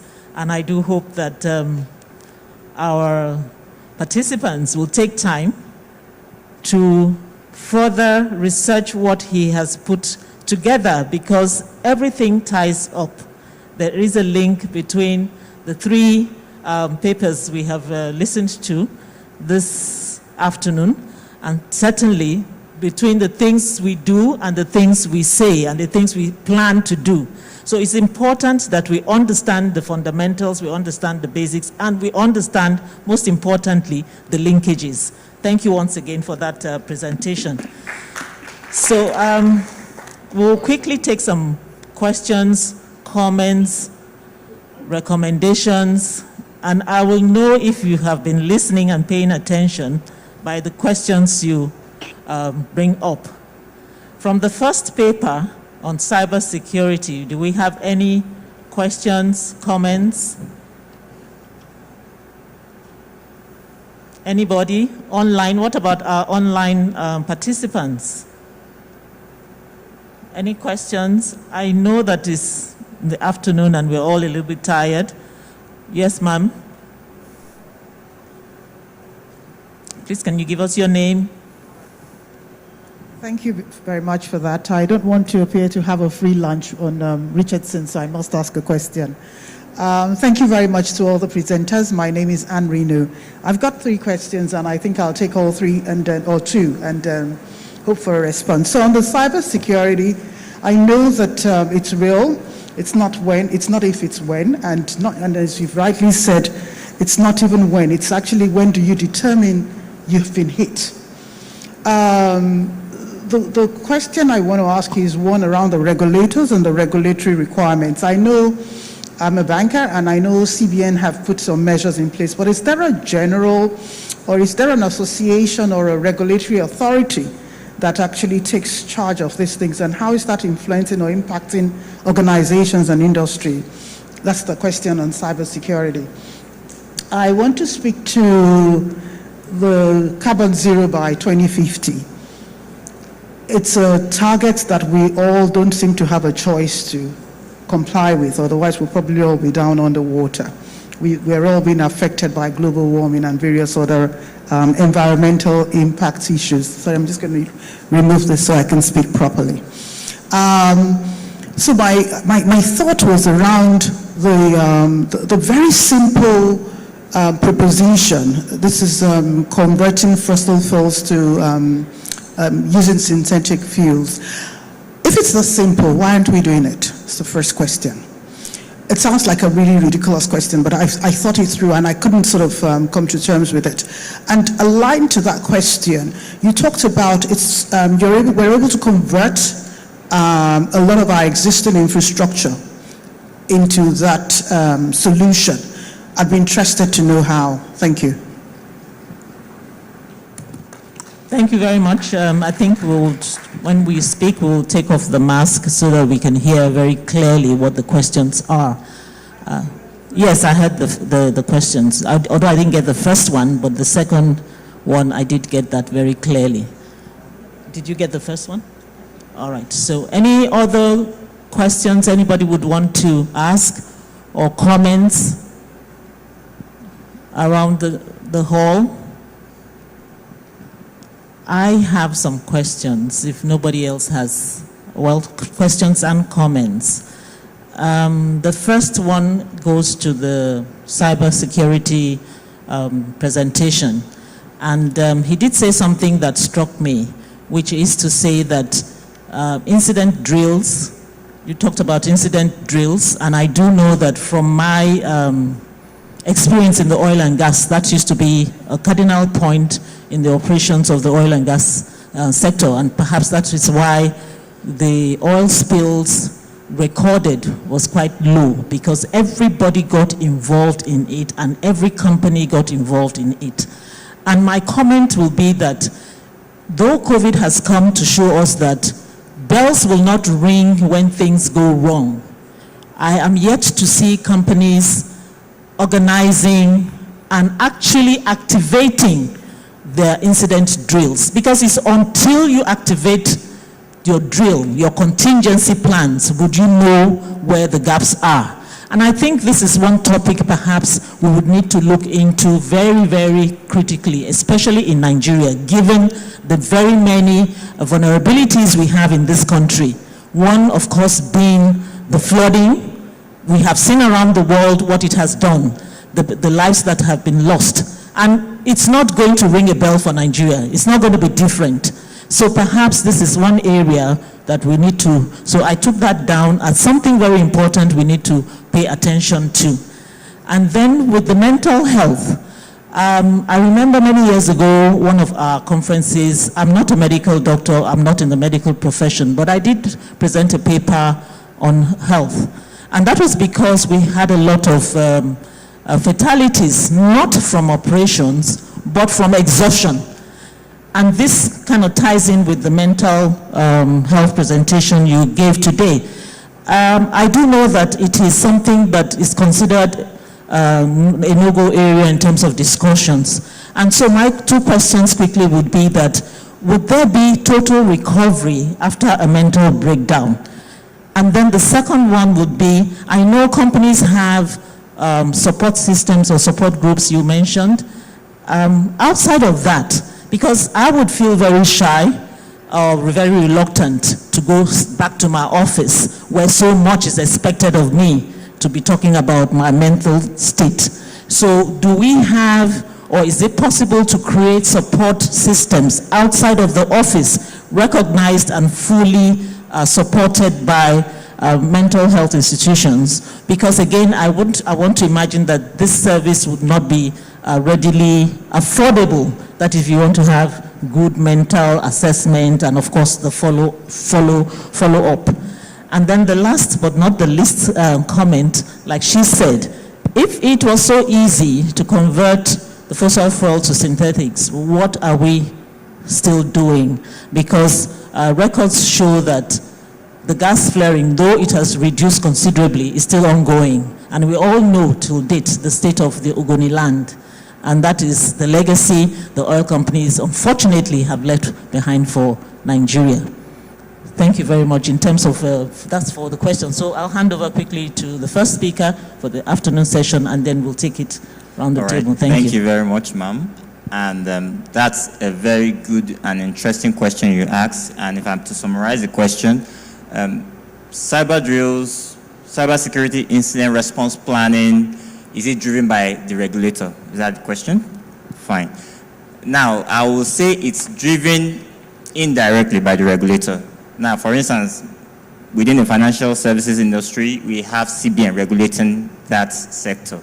And CBN has already provided guidelines around what all organizations should do. They should all implement ISO 27001, which has a segment of incident management, information security incident management. CBN has also further gone ahead to say, everybody also look into the cyber security guideline, which also talks about incident management. But usually, from what we've found so far, organizations usually fulfill those requirements based on regulatory demand. They do all this because the regulator is saying I should do it, not because it's important to me. So if we change that mindset and go from the perspective of the regulator is asking for it, to go to the point where we say, I think we need this, I think it will change the modalities. Because if I decide as a CEO that this is really, really important to me, then it means I'll put my full force, my full weight behind it. I'll also be part. I'll also be curious to know that what's happening. Can we surely recover? But because it's an avenue to tick the box so that regulators won't sanction us, at least we can do some, because there are different types of tests. We could do tabletop tests, we could do simulations, but usually we've seen that a lot of people go to do tabletop. All right, which is still accepted, but it's not the actual true picture of your ability to respond. But when you take up the mantle and you say, I want to know how we can respond, and you tell your IT guy, you tell your business continuity guys, let's see how this is really working, I want to be there. The narrative will change from going from I just want to tick the box to it's part of us. So it should become a living document. Yes, you can satisfy the regulator, but that's not the best approach to it. And that's what we've been trying to drive. Make your response planning, make your business continuity a living document. Be part of it. When we see that drive from the top down, everybody will take shape, will take alignment. Thank you. I hope I've been able to. Okay. Who has the microphone? Yes, I wasn't hearing initially. That's why I had to.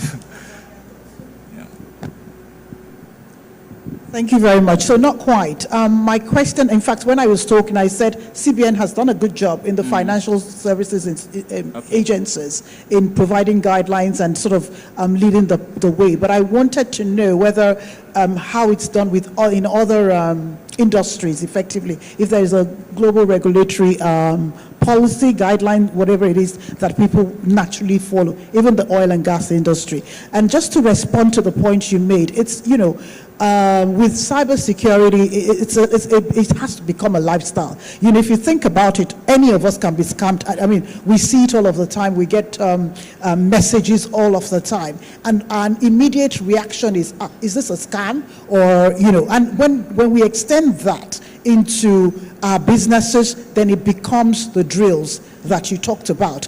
in quotes, you know. So I automatically see an email that I don't recognize. My alert comes up, and I'm just thinking, in fact, we have systems in our organization, so it's a lot easier to actually ensure that you don't even touch it. You just press the button, it goes to the right place, and it's investigated.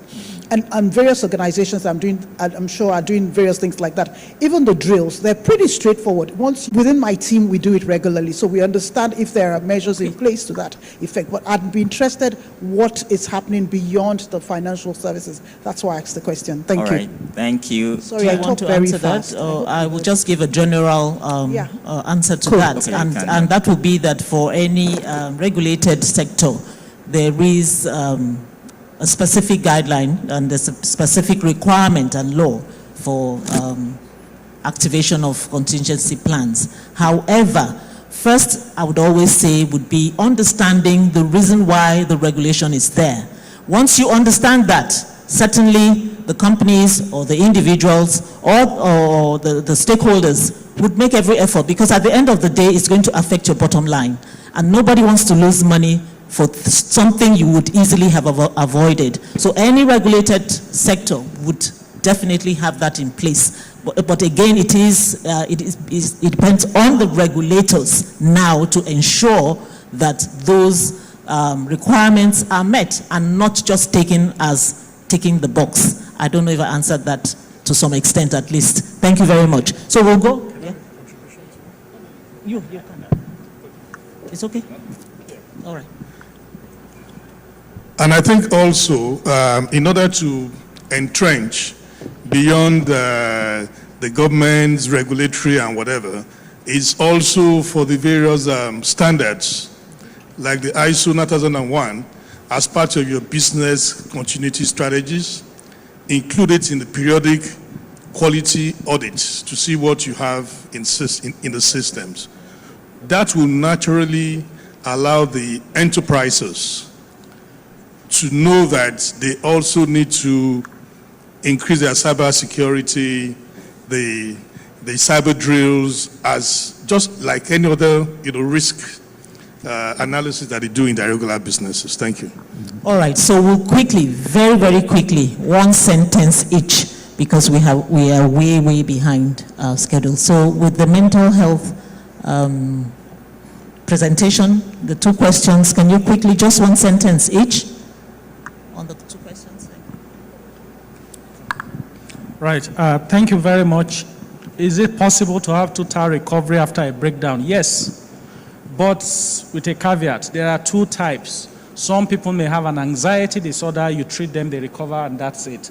Some people may have a chronic condition that, just like hypertension and diabetes, require ongoing treatment and follow-up. So that's the second question. Support systems outside the office, absolutely, and that's why I spoke about employee assistance program. So that's like the HMO sort of arrangement for physical health. The employee assistance program is also manned by mental health professionals that employees can see confidentially outside of the work environment.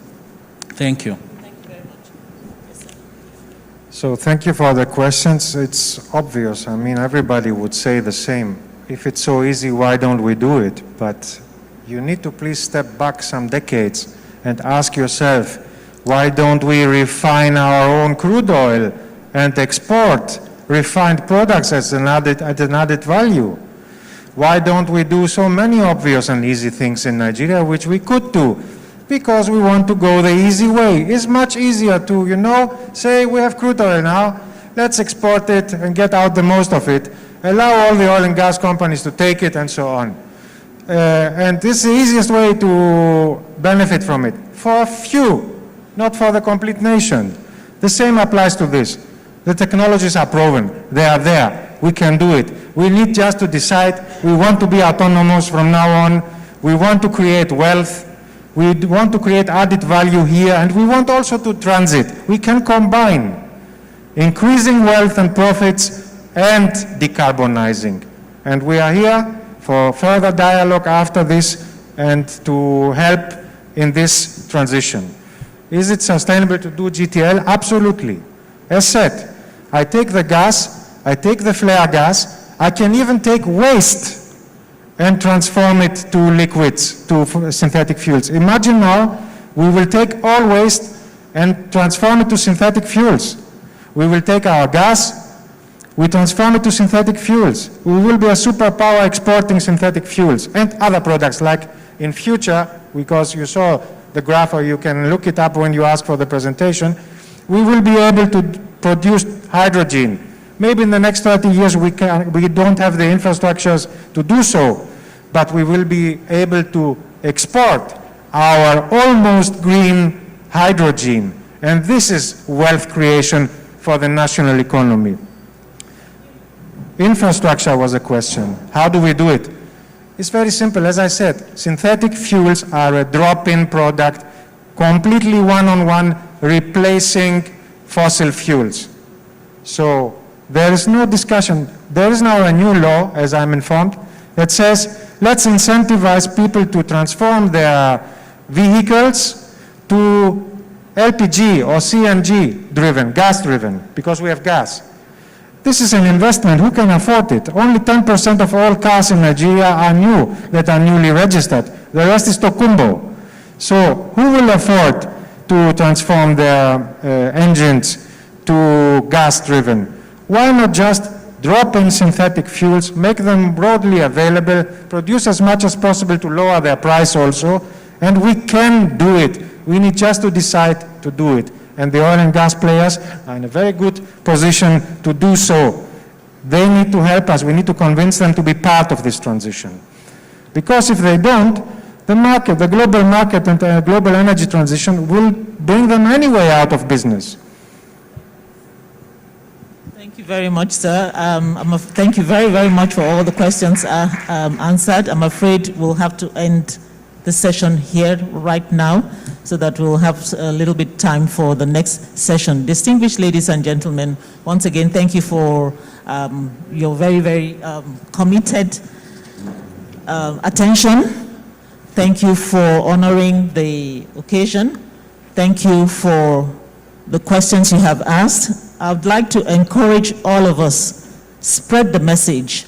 One thing that has been consistent across board is awareness. It is when you know what is at stake, and when you know the implications, that is when you can talk about it, recommend it, fight for it, and of course be that change. Because it seems so easy, and every year we talk about, in Nigeria generally, we seem to talk about the same thing year in, year out. It is not rocket science, it is just commitment. And commitment can start with one person, and that is why I would like to end the session by saying, I wish you all the best in taking this message forward. Let us begin to walk the talk. Distinguished ladies and gentlemen, thank you and God bless you. Thank you very much.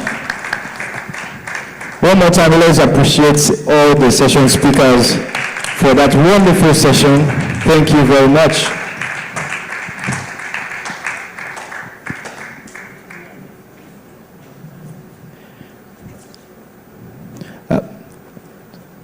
All right, without further ado, it's my privilege to to moderate this final session, the Safety, Finance and Insurance session. It's my great privilege to invite the CEO of Radial Circle Group, Mr. Rati Omole. Please, a round of applause for him. Thank you. Thank you very much. While we're trying to handle the transition, I will want each one of us to stand up for at least 2 minutes and stretch yourselves, because we'll be sitting for almost 2 hours. So feel free to stretch yourselves while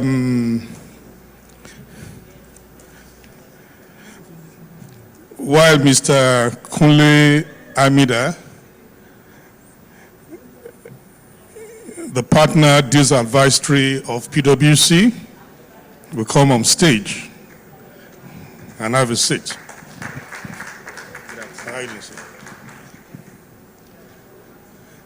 So also, while we're still standing and stretching ourselves, I will want Assistant Corps Commander Ayodele Aduloju, the for Federal Road Safety Apapa, to also come up as well.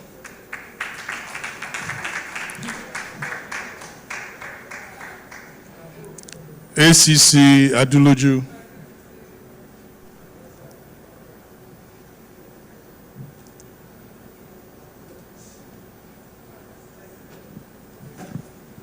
How are you doing, sir?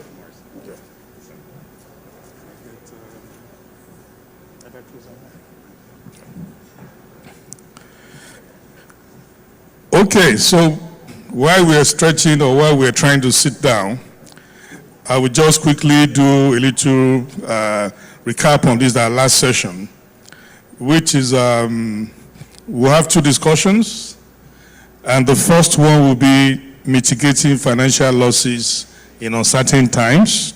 That will be delivered by Mr. Kunle Amida of PwC, and the other one, improving road transport safety, eradicating drug abuse, by Hsse Ayodele Aduloju. Initially, I was saying why we're looking at those two extreme between finance and accidents, but one way or the other, there are similarities because we are both talking about things that can impair or create losses either in businesses, assets, life, and well-being.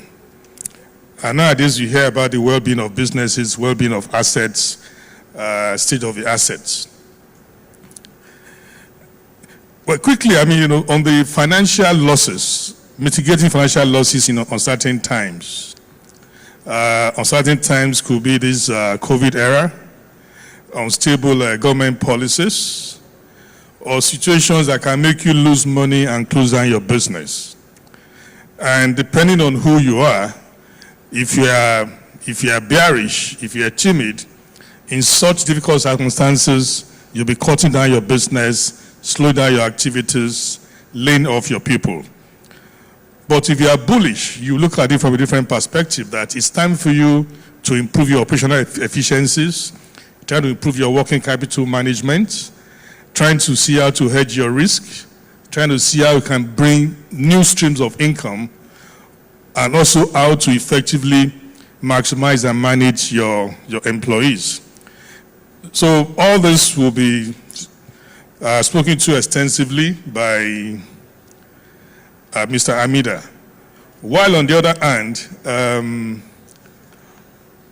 on the improving road transport safety and eradicating drug abuse, straight away, there's a popular slogan: when you drink, don't drive, and when you drive, don't drink.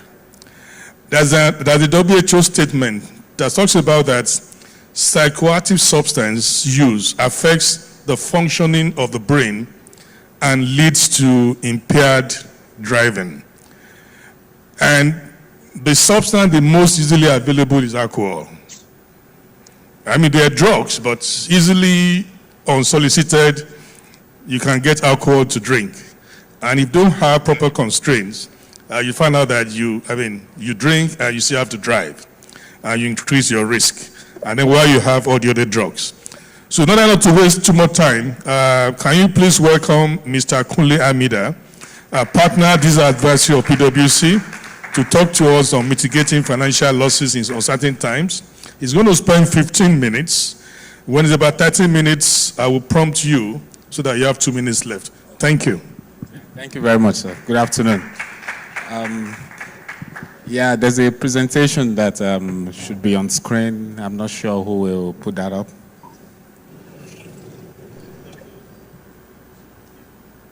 Okay.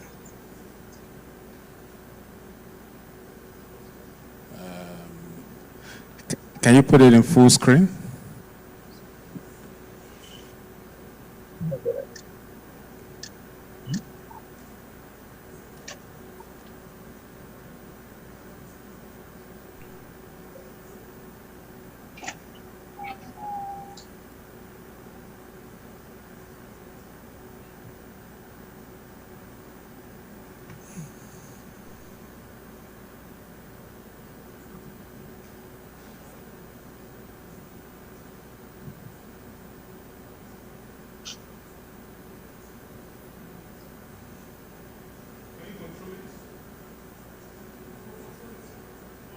Okay, so you can go to the next slide. So the introduction, thank you very much. I think you really touched on a lot of the important points that we have in the presentation. These are exciting times, and that requires a lot of businesses to think a lot, very deep about how they approach their operations. And what you see here is that I lead the deals advisory business at PwC Nigeria, PricewaterhouseCoopers Nigeria. And we support clients with transactions, M&A, valuations, and quite a number of things. And what we've seen lately is that COVID has showed us how businesses that don't have strong and resilient operations can suffer. But that is not the end of the story. Even after COVID, we've seen instances now from lenders and financiers. Mr. Georgios touched on the issue of sustainability. Financiers are now asking very difficult questions when it comes to funding oil and gas projects. And that, as we'll see on the slides, will become more and more difficult for companies to raise financing. So there's a need to start thinking through how these potential losses can be mitigated. So we've structured the presentation into 3 sections. The first is just a brief snapshot about the oil and gas industry. The next is about the risk factors that impact industry players. And finally, there is the key mitigating strategies that can be deployed. The oil and gas industry, obviously, we know Nigeria is the 3rd largest producer in the world. Our contribution is about 2% of global oil production. We produced about 1.4 million barrels per day in Q1 2021, and the oil and gas industry contributed about 9.3% of our GDP. We have about maybe there are 3 big refineries that are owned by the government. A lot is going on with them as we speak.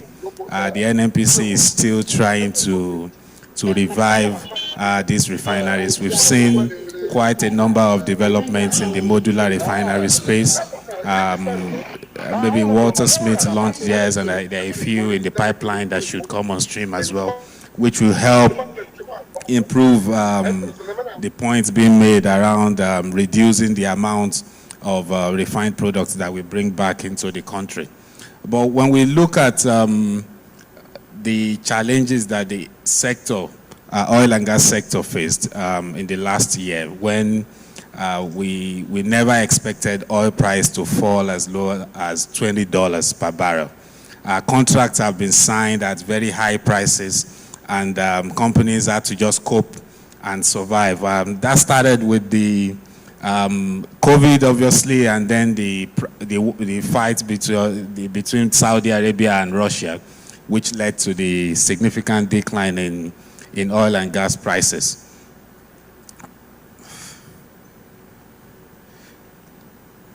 And looking at it, we try to dimension the challenges into 3 sections. When we looked at the upstream segment of the industry, if you look at all the banks in Nigeria, a big chunk of the loans in the banking industry is with this segment of the oil and gas industry.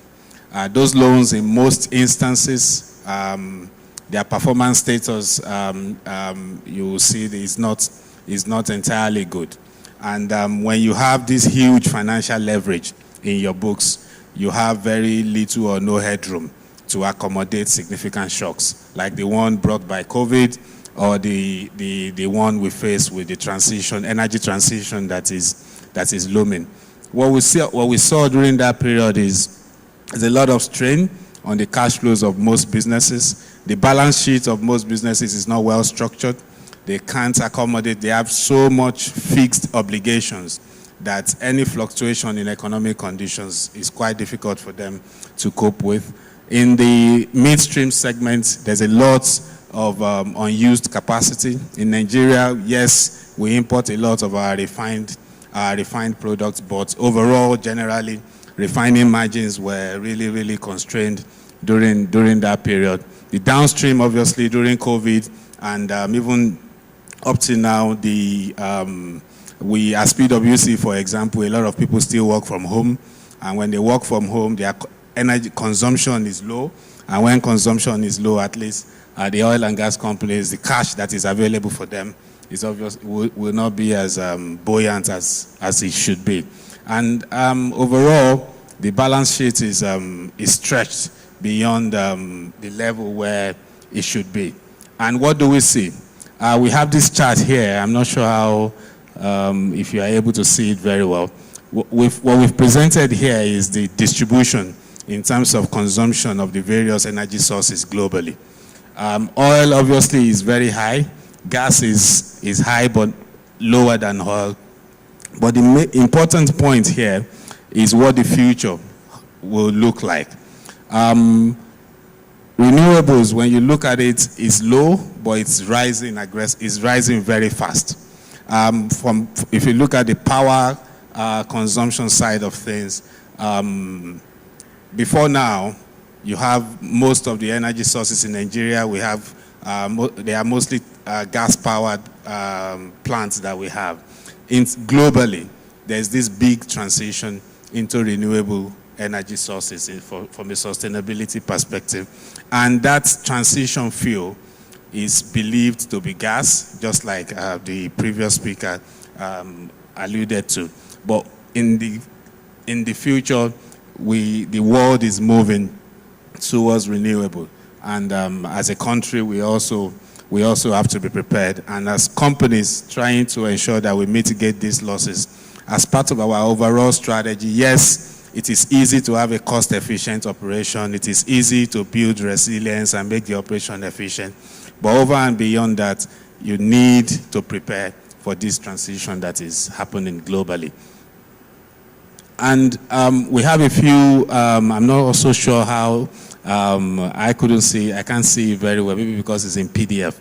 But what this slide shows is a picture in 2015 for about 5 industries and what that picture will look like in 2050. If you look at the transportation sector, in 2015, about 83% of their energy consumption is coming from fossil fuel. And by 2050, that number is expected to reduce to about 20%. Power sector, I think is about 50 now.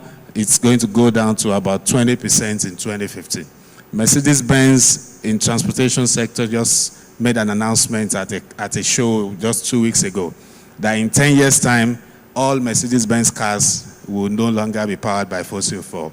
So even if we don't transition in Nigeria, if we buy Tokumbo cars, we won't see any gas-powered vehicle to buy again from Mercedes-Benz from 2050. So, and the same applies across all the industries. So as companies, how do we ensure that we mitigate and we prepare for these challenges? The first point here is for us to, I can't say this very well, but it's for us to be able to reduce our costs and run a very efficient operation. We've worked with so many companies in the oil and gas sector in the past year when we've had this COVID and the likes, just to help them restructure their balance sheets.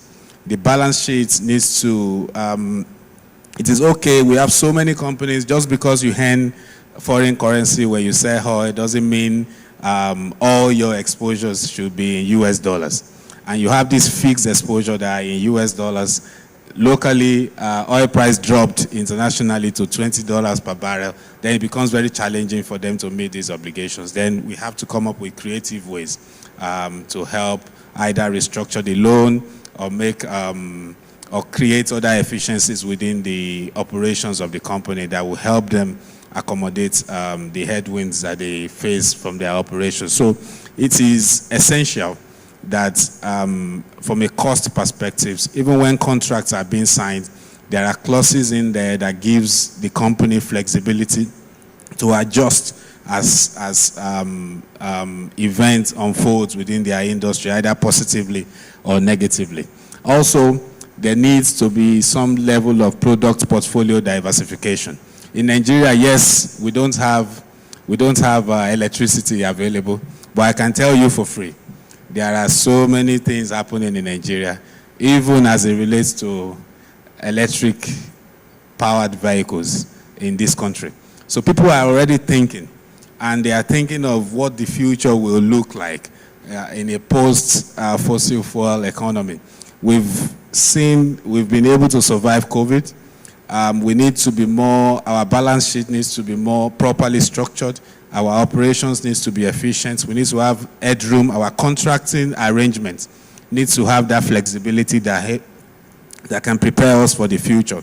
But also, we need to start investing in this diversification, because that is what will prepare the business and ensure that the losses that may have been incurred in the past year is not going to be permanent when the transition fully unfolds. Also, we have to adopt hedging strategies. I've been part of multiple rounds of financing within the oil and gas industry. We had this major one in 2014 when Shell divested, and what you will see is that there were multi-billion-dollar transactions approved without any hedging in place. I have a client that throughout the COVID period, they had hedged oil price at about $70 or $75. When oil price fell to 20, they made money all through COVID period, and they are a major oil and gas company in Nigeria, an indigenous firm, not a foreign firm, nothing. But others are just basically struggling all through that period when it costs money, but it's an insurance that when you have to use it, it adds a lot of value to you as a company. So it is extremely important that we incorporate that. Also, access to capital. As a company, we need to always expand the possible sources that we have, and which can be used to take advantage of opportunities that may arise, even when we least expect them to be. Insurance is also very, very important for oil and gas companies to have, and in addition to that, there needs to be proactive risk management framework. Risk that cuts across the entire aspects of the business. It helps build resilience. It helps institutionalize the businesses as well, and helps even for investment purposes. When investors come maybe to look at a business at some point when the business matures, and seeing that a business that is well run, has well laid down principles, risk management frameworks that are implemented and applied, it adds a lot of intangible value to the overall business. And finally, there needs to be continuous community engagement. It's very, very important given the operations that we have, the environment here in Nigeria, that we don't unnecessarily disrupt the ability of our business to generate revenue. That's obviously through very strong community engagement can help businesses achieve sustained cash flows and upside in their projection. So here we've shown a few headline items here just to point us in the direction. Yes, the industry still has a lot of prospects where things stands today. There's money to be made for the players, but in addition to that, while you need to structure your operations to be well, to be prepared such that the events of 2020, if it happens again, you don't have the same outcomes. And here in Nigeria now, I'm sure we've seen the announcements. A lot of the big players, the Shells, Mobil, and the likes, they are now making statements and divesting from quite a number of their significant portfolios or assets in Nigeria. And why are they doing that? They are doing that to ensure that at least they can reposition their overall portfolio globally in readiness for the transition. Because they also see that the 2020 has shown that, okay, they've survived 2020 just like all of us, but the transition to sustainability and green energy sources is what is leading to Shell selling SPDC in Nigeria. Exxon is doing something as well. So all of this is prompting and letting indigenous players know that the world is moving to new sources of energy. And as we try to prepare our businesses for the future, we achieve cost efficiency today. We put in place proper risk management today. We build resilience organizations today, but tomorrow that will not be complete if we don't keenly look into this aspect of our business and prepare our indigenous companies for the future of oil and gas. 1 minute more. So here we've tried to map each of the strategies that we proposed for oil and gas companies to be able to mitigate losses. Yes, if we achieve cost reduction, it helps protect the business against oil price volatility. With hedging, you are able to protect yourselves against oil price volatility, forex volatility as well. And one other option that I've seen in my interaction with clients is I have a client as well who, as a local firm, you are able to invoice discounting.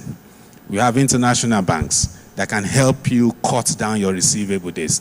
They charge you a small money, but what that does is your receivable days, rather than it being 45 days, then becomes like 24 hours or 48 hours. And when you have cash, you can turn over that cash as many times as possible. And as a business, they say cash is king. So when you have it, you are able to survive and be more resilient. And I think the other point I would touch on is the access to capital. As much as possible, you need to have access to capital. There will be shocks at different times. Having that buffer and a well-structured balance sheet that can accommodate the right type of instrument will help prepare your business for success and help mitigate losses. Thank you very much.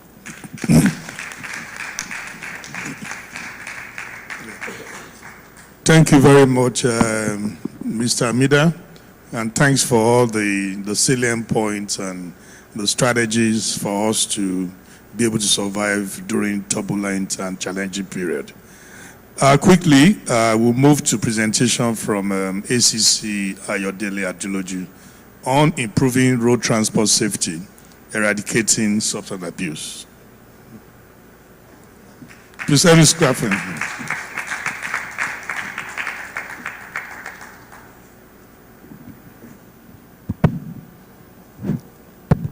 Yeah, a very good afternoon to everybody. Yeah, AS Adeloju is my name. I'm the Unit Commander, Federal Road Safety Corps, Apapa Unit Command. Today, you just wake up in the morning, or anytime you on your TV or your radio, you see news flash, crash, Lagos-Ibadan Express Road, 3 people die, 20 people die. When you look at this thing very well, you discover that this thing is, the factors, they are all avoidable if they do the necessary things.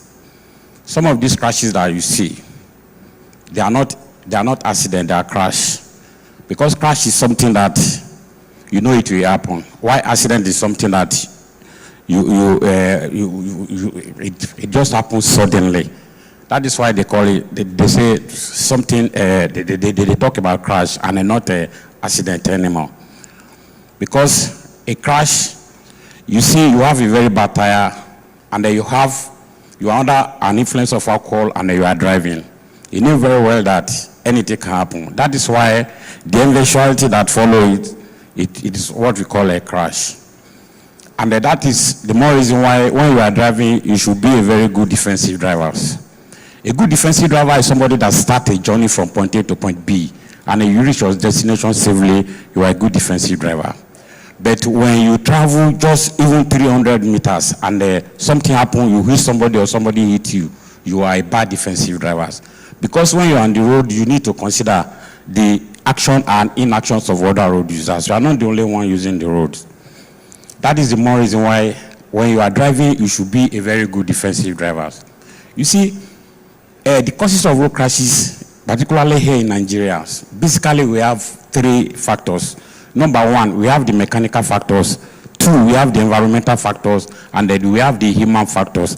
The mechanical factors like bad steering racks, worn out tires, shattered glasses, a windscreen, worn headlamps, all those factors are mechanical factors. Why the environmental factors are, for example, this season that we are now, the rainy season, and you see that crash, we have a more number of crashes during this period. But what you want to talk, the real thing that I want to talk about today is the human factors. And with the human factors, we have a lot of factors. Number 1, overspeedings, drug and alcohol, and that's the one that we want to even really dwell on. And then we talk about the fatigue, and then we talk about the illiteracy, and then we talk about rage driving, and then we talk about RAIDS, road accident immunity dilution syndrome. But presently, with the slides now, though we should not go outside the scope of these lectures, and I just want to talk about the drugs and the alcohol. Drugs and alcohol is one of the real factors that cause a crash in Nigeria. And to deal with this, the slides, I will call the officer in charge of a transport standardization scheme in Lagos. That is SRC Winning, to come and deal with these slides. Thank you very much.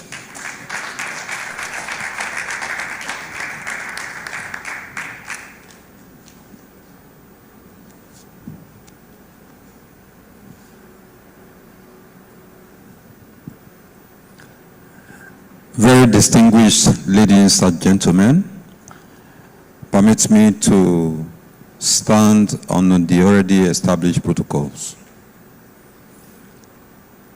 The last segment before this segment, the presenter who spoke on mental health has actually established the foundation for this presentation. So it could suffice to say that if you don't want to die, then don't drink and drive. He told a very pathetic story.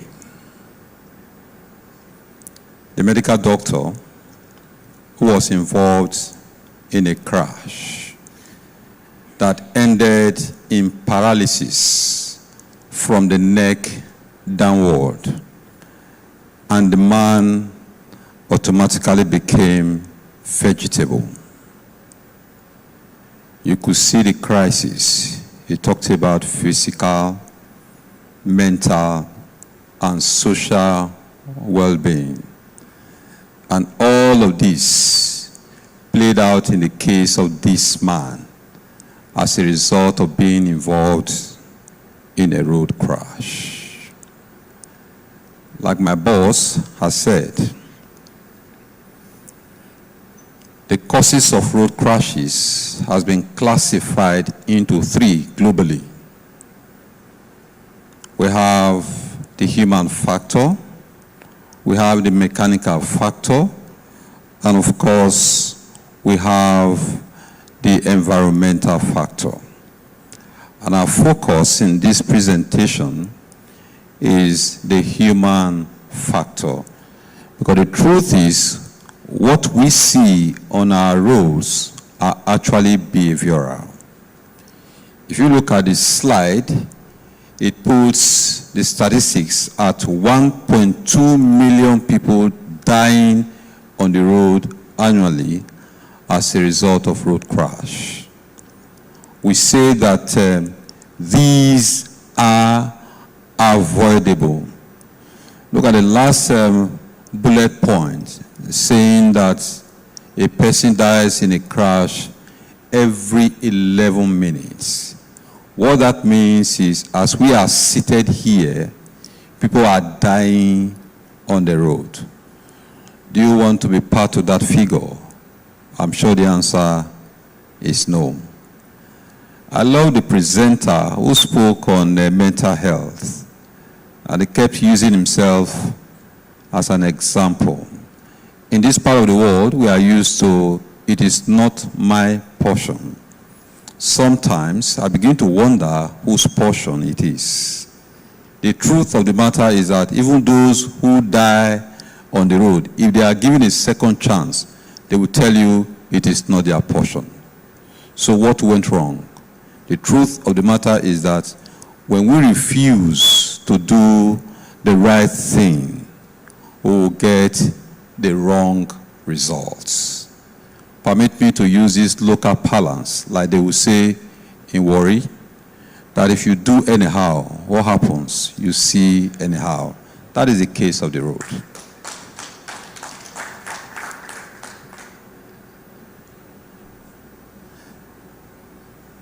We have tried to look at the component of road traffic safety, that there are three elements that actually interact for a crash to occur. You are seeing the road, you are seeing the road vehicle, road users, I beg your pardon, and you are seeing the vehicles.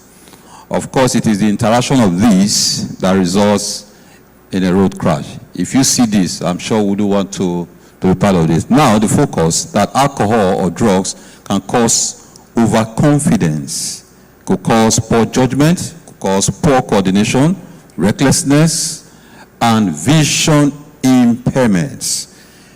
One of the presenters has already mentioned that it results in impaired driving.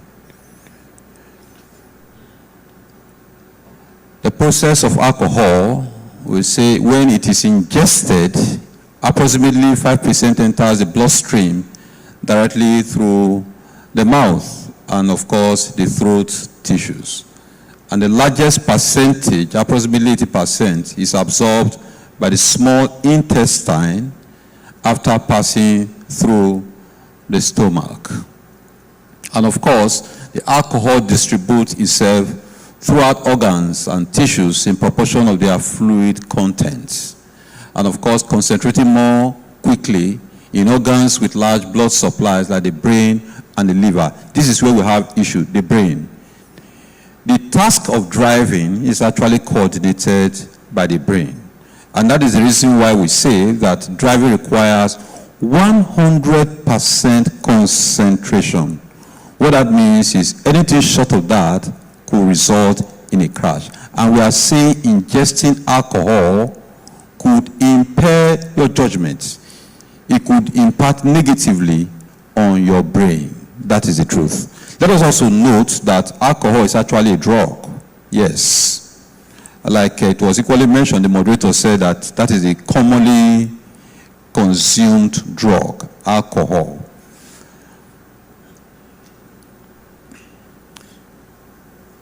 What you see there, the last one is very common among truck drivers and of course commercial vehicle operators. Now you begin to ask, who is at risk? Yes, the slide says that truck drivers are most at risk. I must tell you, everybody here, every road user is at risk. The truth of the matter is that you are sharing the road with other road users, isn't it? And suppose the man who is driving under influence rams into you, what happens? You become a victim of circumstance. As such, we say that everybody is involved. If you look at the slide, we are looking at the legal angle of it. That if you drive under the influence of alcohol and you are arrested, you pay a fine of 5,000 naira, we say beside delay. And of course, a term of 1 year imprisonment or both. Please, in this audience, help me to quantify the value of life. 5,000 naira is small fine, isn't it? Even 1 year imprisonment is small. Is there anything we can quantify with the value of life? So I don't want us to look at it from the angle of litigation, that okay, that the law says if you do this, you suffer this. It could be the end of our life. That is the truth. Therefore, so how should we avoid this, the preventive measures? We say if you must drink, do not drive. If you must drive, do not drink. If you must drive and drink, we say drink what? Drink water. That is what we recommend. That is the only thing we are sure that nothing is inside. We are not sure of the others. Now, if you need to hang out, what should you do? Somebody should not consume alcohol. That is the truth. We have seen cases where celebrity, thinking that they have gotten to the peak, let him enjoy what he has acquired. And of course, that is the end of the celebrity's life. Why?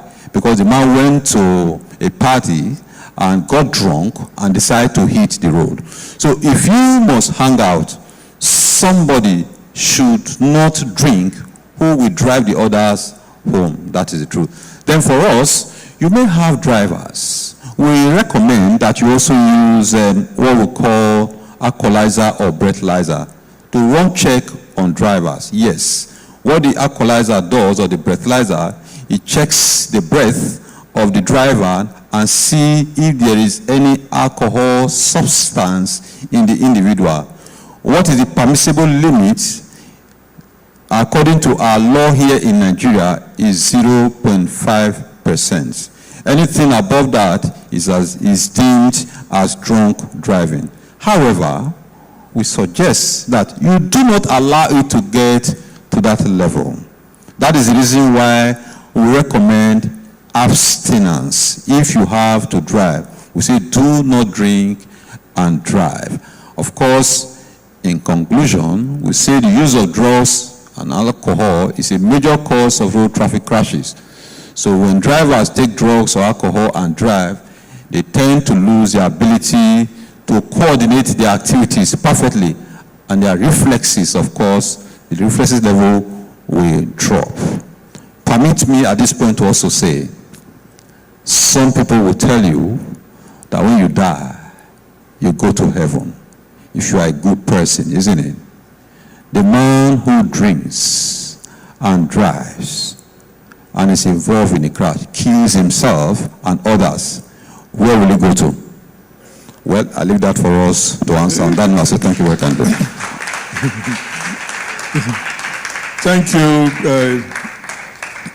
Thank you very much for the additional clarifications and emphasis on the importance of us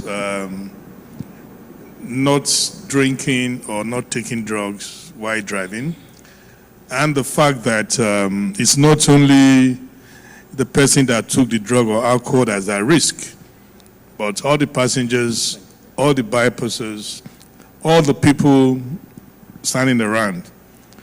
So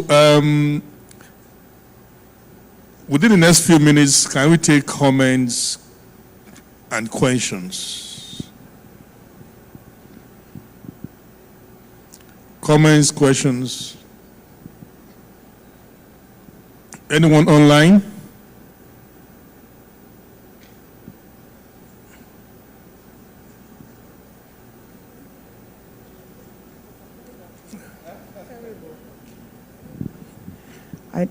I really should know when not to ask questions, but I would ask this one.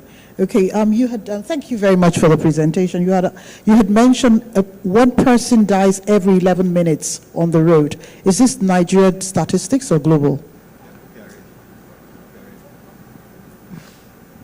That's just a question. Yeah. Okay. Well, when you see us giving any statistic, any figures, research has been done, has been carried out on that fact. So that figure is a global figure. Yes. Thank you.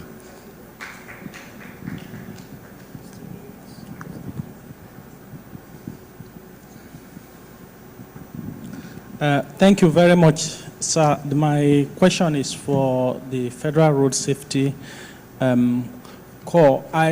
We appreciate, for instance, you rightly said that most of the time, all of us are at risk. Yes. When others are not doing the right thing.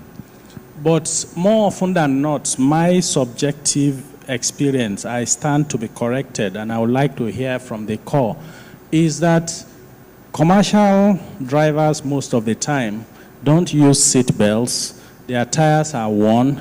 They get a pass. It is personal cars that get stopped and told they didn't use seat belts, their tires, and yet all of us are using the same road, and we are at risk of being involved in an accident with others who are not observing. So if I am driving back to Ibadan now, and I'm driving at 100 kilometers per hour, and I'm using my seat belt, another vehicle that is not stopped, is not using seat belt, carrying overload, may leave their lane and then come and ram into me, and my fate may be that of the other doctor that I spoke about. So I think that the Road Safety Commission is not all your responsibility. The government also has a role to ensure that our roads are good, because bad roads are also a major risk factor. You run into a pothole suddenly. But I think other road users, especially commercial vehicles, also need to observe minimum safety regulations. And anecdotally, I'm putting it out there to be corrected. The anecdotal impression is that NURTW is powerful, and that's why they are not stopped. Thank you. Well, thank you, Doctor. You see, the issue of speed limits, we have the categories of speed limits. The maximum speed on Nigerian road is 100 kilometers per hour, that means 28 meters per second, on express road. So no matter how good your car is, if it's a very new car from the factory, once you enter Nigerian roads, it's 100 kilometers per hour. But all these buses, you see them having their own speed limits. But let me tell you something, sir. When I started these lectures, I made mention of a defensive driving. You see, a defensive driver is somebody that starts a journey from point A to point B, and then you get to where you are going safely. But you are about defensive drivers if you allow the action or inactions of other road users to affect you. That is the area that I believe you are going to. You are driving a private car. You should be very, very watchful, because we have the defensive drivers now.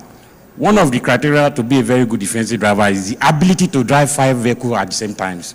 When you are driving your own vehicles, you should drive the one in front, drive the one back, right and left, and drive your own.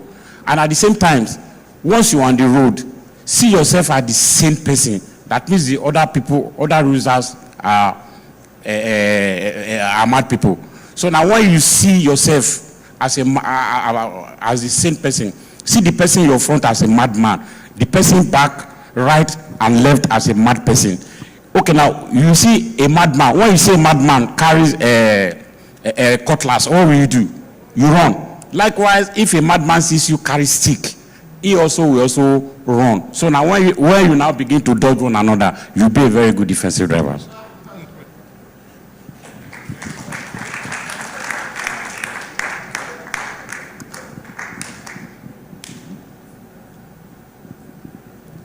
Any more questions? Well, in the absence of no further questions, I would like to thank Mr. Kunle Amida of PwC for his excellent presentation, and also our Assistant Corps Commander Ayodele Aduloju, and with the parting advice that when you're on the road, assume that every other driver that they are mad people. And I think really in concept, what it's saying is that don't get too close to the car in front of you. Look at your rear mirror to be sure that the person behind you is not overspeeding occasionally. Look at your side mirrors. Also look in front that somebody is not overspeeding or getting out of lane. That way, we can all keep safe and ensure that despite complying to all road safety precautions, we don't fall victim. So on this note, I also like to thank all the participants for listening patiently to these sessions and for your useful contributions and questions. So now I can hand over to the MC to take the next program. Thank you very much.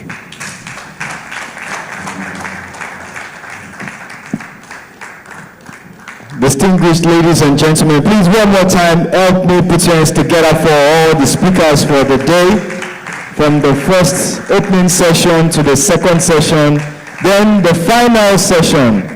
Ladies and gentlemen, I believe they deserve more than that. Please put your hands together for them. They've been amazing. It has indeed been an expository and enlightening moment. At this point, ladies and gentlemen, we're about to bring this wonderful event to an awesome close.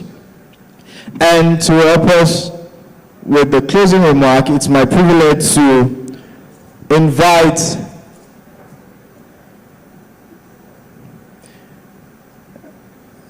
we'll be inviting one of our very own part of the organizers, and also let's do well to sit back for the closing prayers.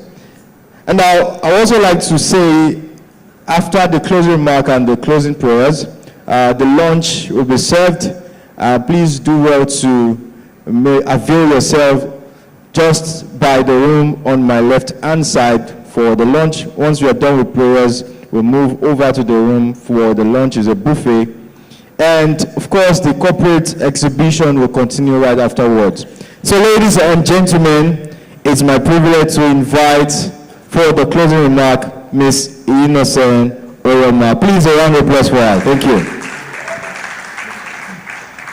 Good afternoon, everyone.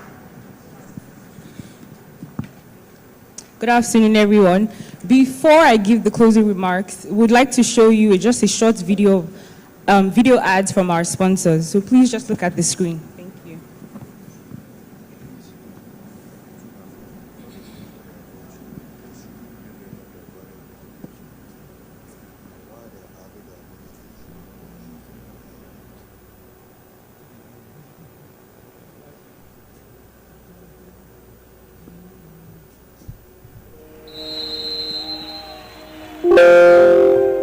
Some dreams are small.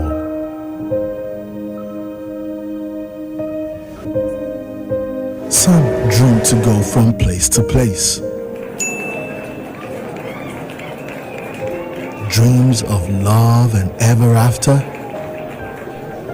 Dreams and sacrifices that builds the future.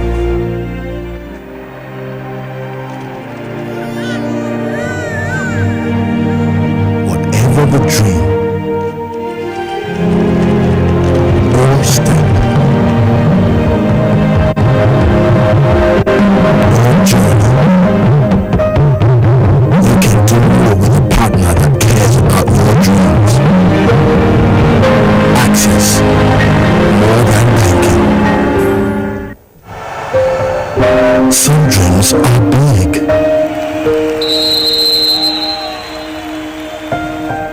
Some dreams are small.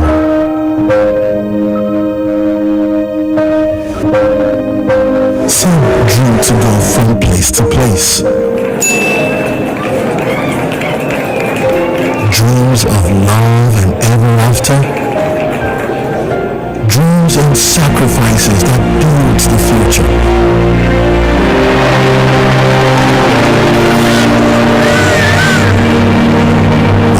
The dream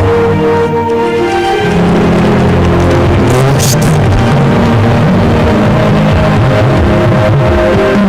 or journey, you can do more with a partner that cares about your dreams.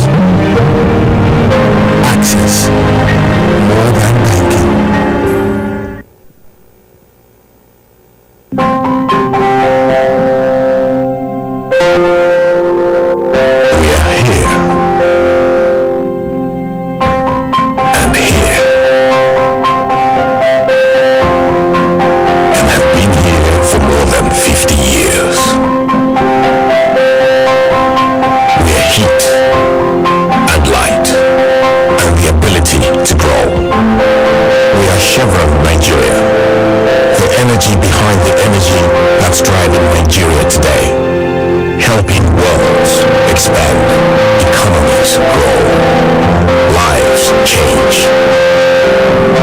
We are riverboat clinics and educational scholarships, new jobs and new beginnings. As one of Africa's largest energy companies, we are working together, and together we have the power to go far. This is the power of human energy.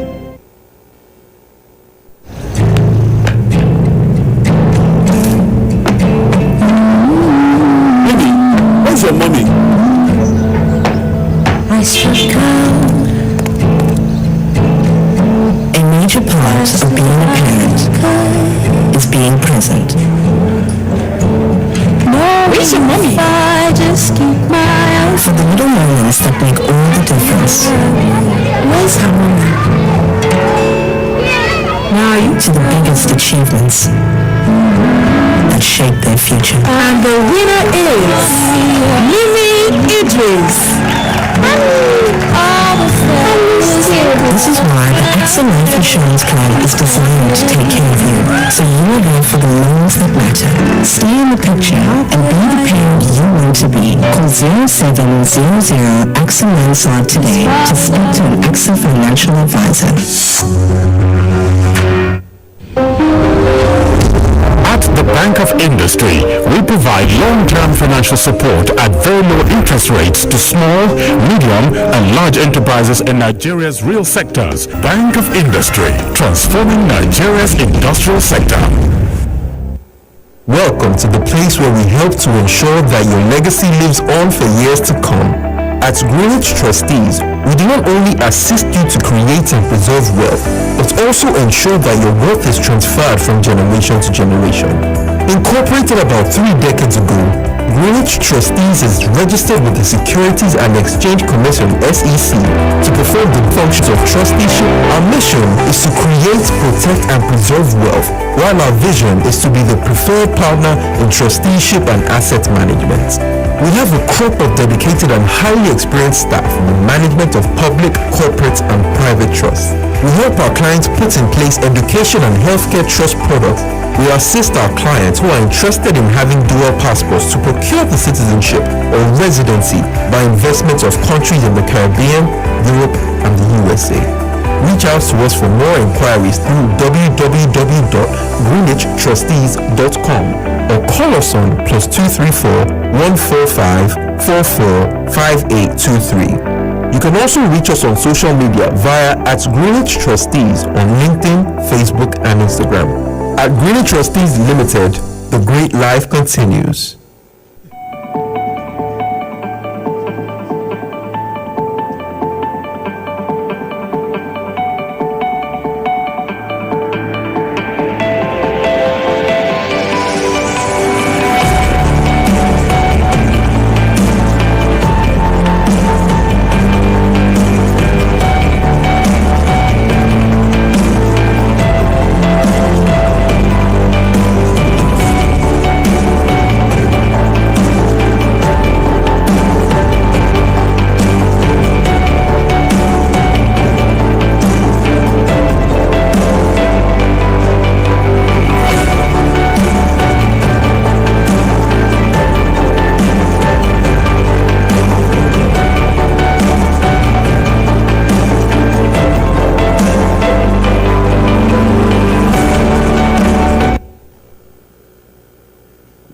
Okay, thank you for watching.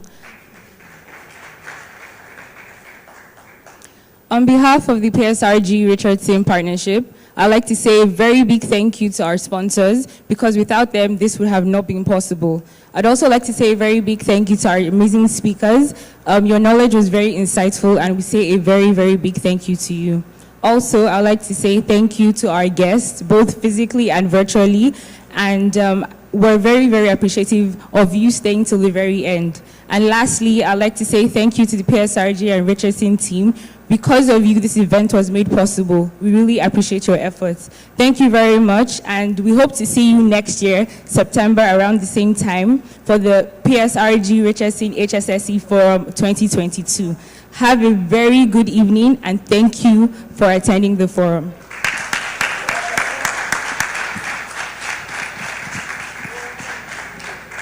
you very much. Thank you. Right now, I'll be inviting Mr. Adebo for the closing prayers. Please, a round of applause for Mr. Adebo. Thank you. Please, let's rise to our feet. We know that better is the end of a thing than the beginning. Because we are here right now at the end of this event, I want us to put our hands together to ourselves. Please, put your hands together for yourself. And now unto the King of Kings, the Lord of Lords. Put a bigger hands together for the Almighty God who has made this event a successful one. Amen. Let us pray. Eternal Rock of Ages, we appreciate you this evening. We thank you for the success of this event. We thank you for the organization. We thank you for the organizers. We thank you for the special guests. We thank you for the panelists. We thank you, Lord, for all the lectures that we have been made to go through today. We appreciate you for a fantastic weather. We thank you for all has gone well and unto your glory. Be thou exalted, O Lord, in the mighty name of Jesus. Your word says, wisdom is the principal thing. In all your getting, get understanding. We pray that all that we have learned today, all that our eyes has been opened unto, we pray, Lord, that the grace to apply this in every area of our businesses, our homes, and our lives, you bestow it upon us in the name of Jesus. Lord, as we step out this evening, we ask that your presence will continually be with us. We shall not fall into error. We shall not fall into mistakes. No evil shall come near our dwelling, and it shall be well with us. We also pray for everyone that has traveled here from far and near, and those that are with us online. Let your presence be with us all, and let your praises never cease from our lips. Thank you, everlasting Father. In Jesus' mighty name we have prayed. Amen. Ladies and gentlemen, please a round of applause for Mr. Adebo. Thank you very much. Right now, ladies and gentlemen, I'm really glad and excited to let you all know that we have come to the end. Please have your seats. We have come to the end of this session for the forum. We'll be having the exhibition. The exhibition is going to be continuing shortly, as well as lunch. So ladies and gentlemen, I would like to really thank you. We can't thank you enough. We'll thank the sponsors. We'll thank the participants for taking our time. You know, some of us have been here since 8 o'clock, 9 o'clock, and we are still here. And I'm very excited that we've been able to learn a lot today. And I'm particularly grateful for the success of this wonderful event. So therefore, on behalf of the organizers, I would like to say a big thank you to you all one more time. Thank you so much for coming out. Thank you for taking out time to be here. So please help me celebrate yourselves. Please put your hands together for yourselves for being a part of the 13th edition of the Psrg-Richardson Hsse Forum 2021. We look forward to seeing you at the 14th edition next year. My name is Dari Oble. It's been a wonderful privilege to be your host. I totally enjoyed myself. Thank you so much. God bless you. Right now, please, if you want to clap, please put your hands together. Thank you. Thank you.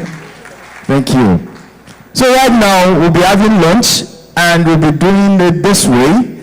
Because of the fact that they've been able to impact us with knowledge, we'll give them that respect and honor. So we'll be allowing our speakers go first for lunch. Shortly after our speakers, we have our session, our special guests to join them as well. Thereafter, we will have every other member of the audience join for lunch. Thank you very much. The buffet is just on my left-hand side. Please do well to refresh yourselves. Thank you so much. And I'll be handing over to our wonderful band, Gracious Band. Once after the launch, please let's do well to remain. And please, a note of warning, let's ensure that we go to the room with our belongings. Please don't leave your phones, your bags on the table. Do as much as possible to take them alongside with you to the buffet. And please, I need to say this, once you are eating, make sure you also are conscious of your belongings as well. Thank you very much. Once after the launch, let's do well to visit the exhibition stand and also network. Thank you very much. God bless you. Enjoy the rest of your afternoon. Thank you. Gracious Band.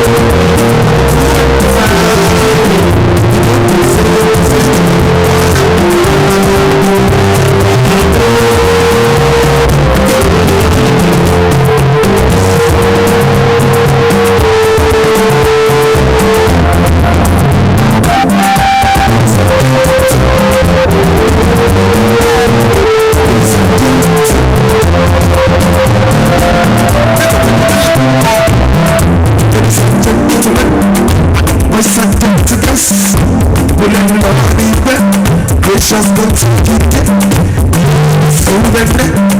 Lord, say you will end up, say for you will not.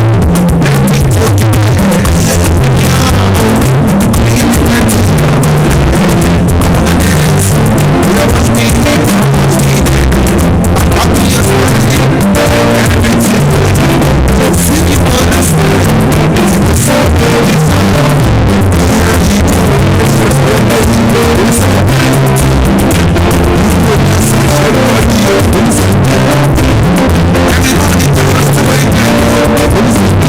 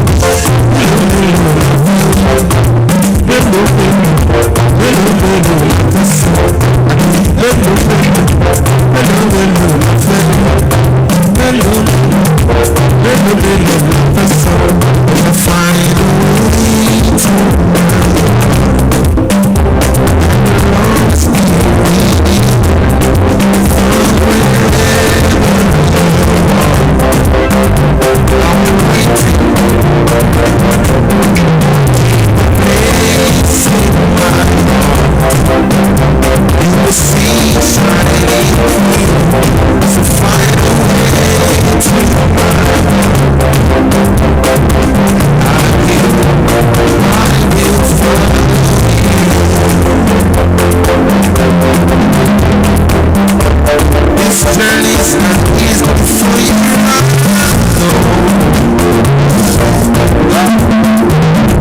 if your footsteps see me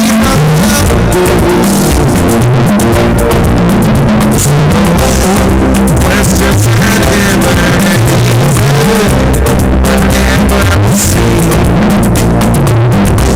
will you have the answer?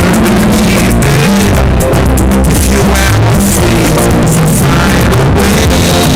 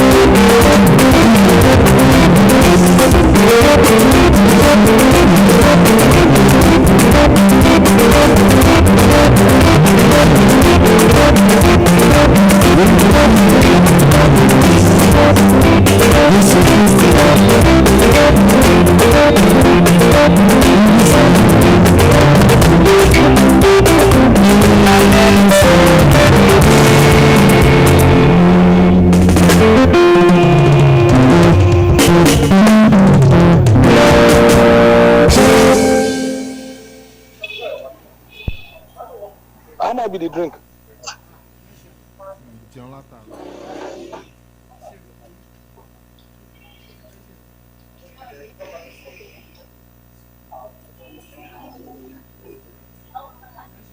Come on.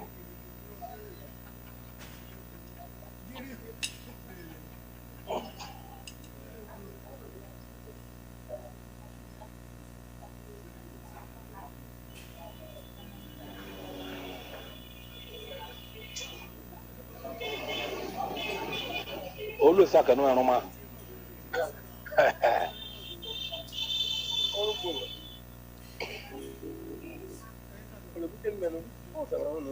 Wait till you hear no he.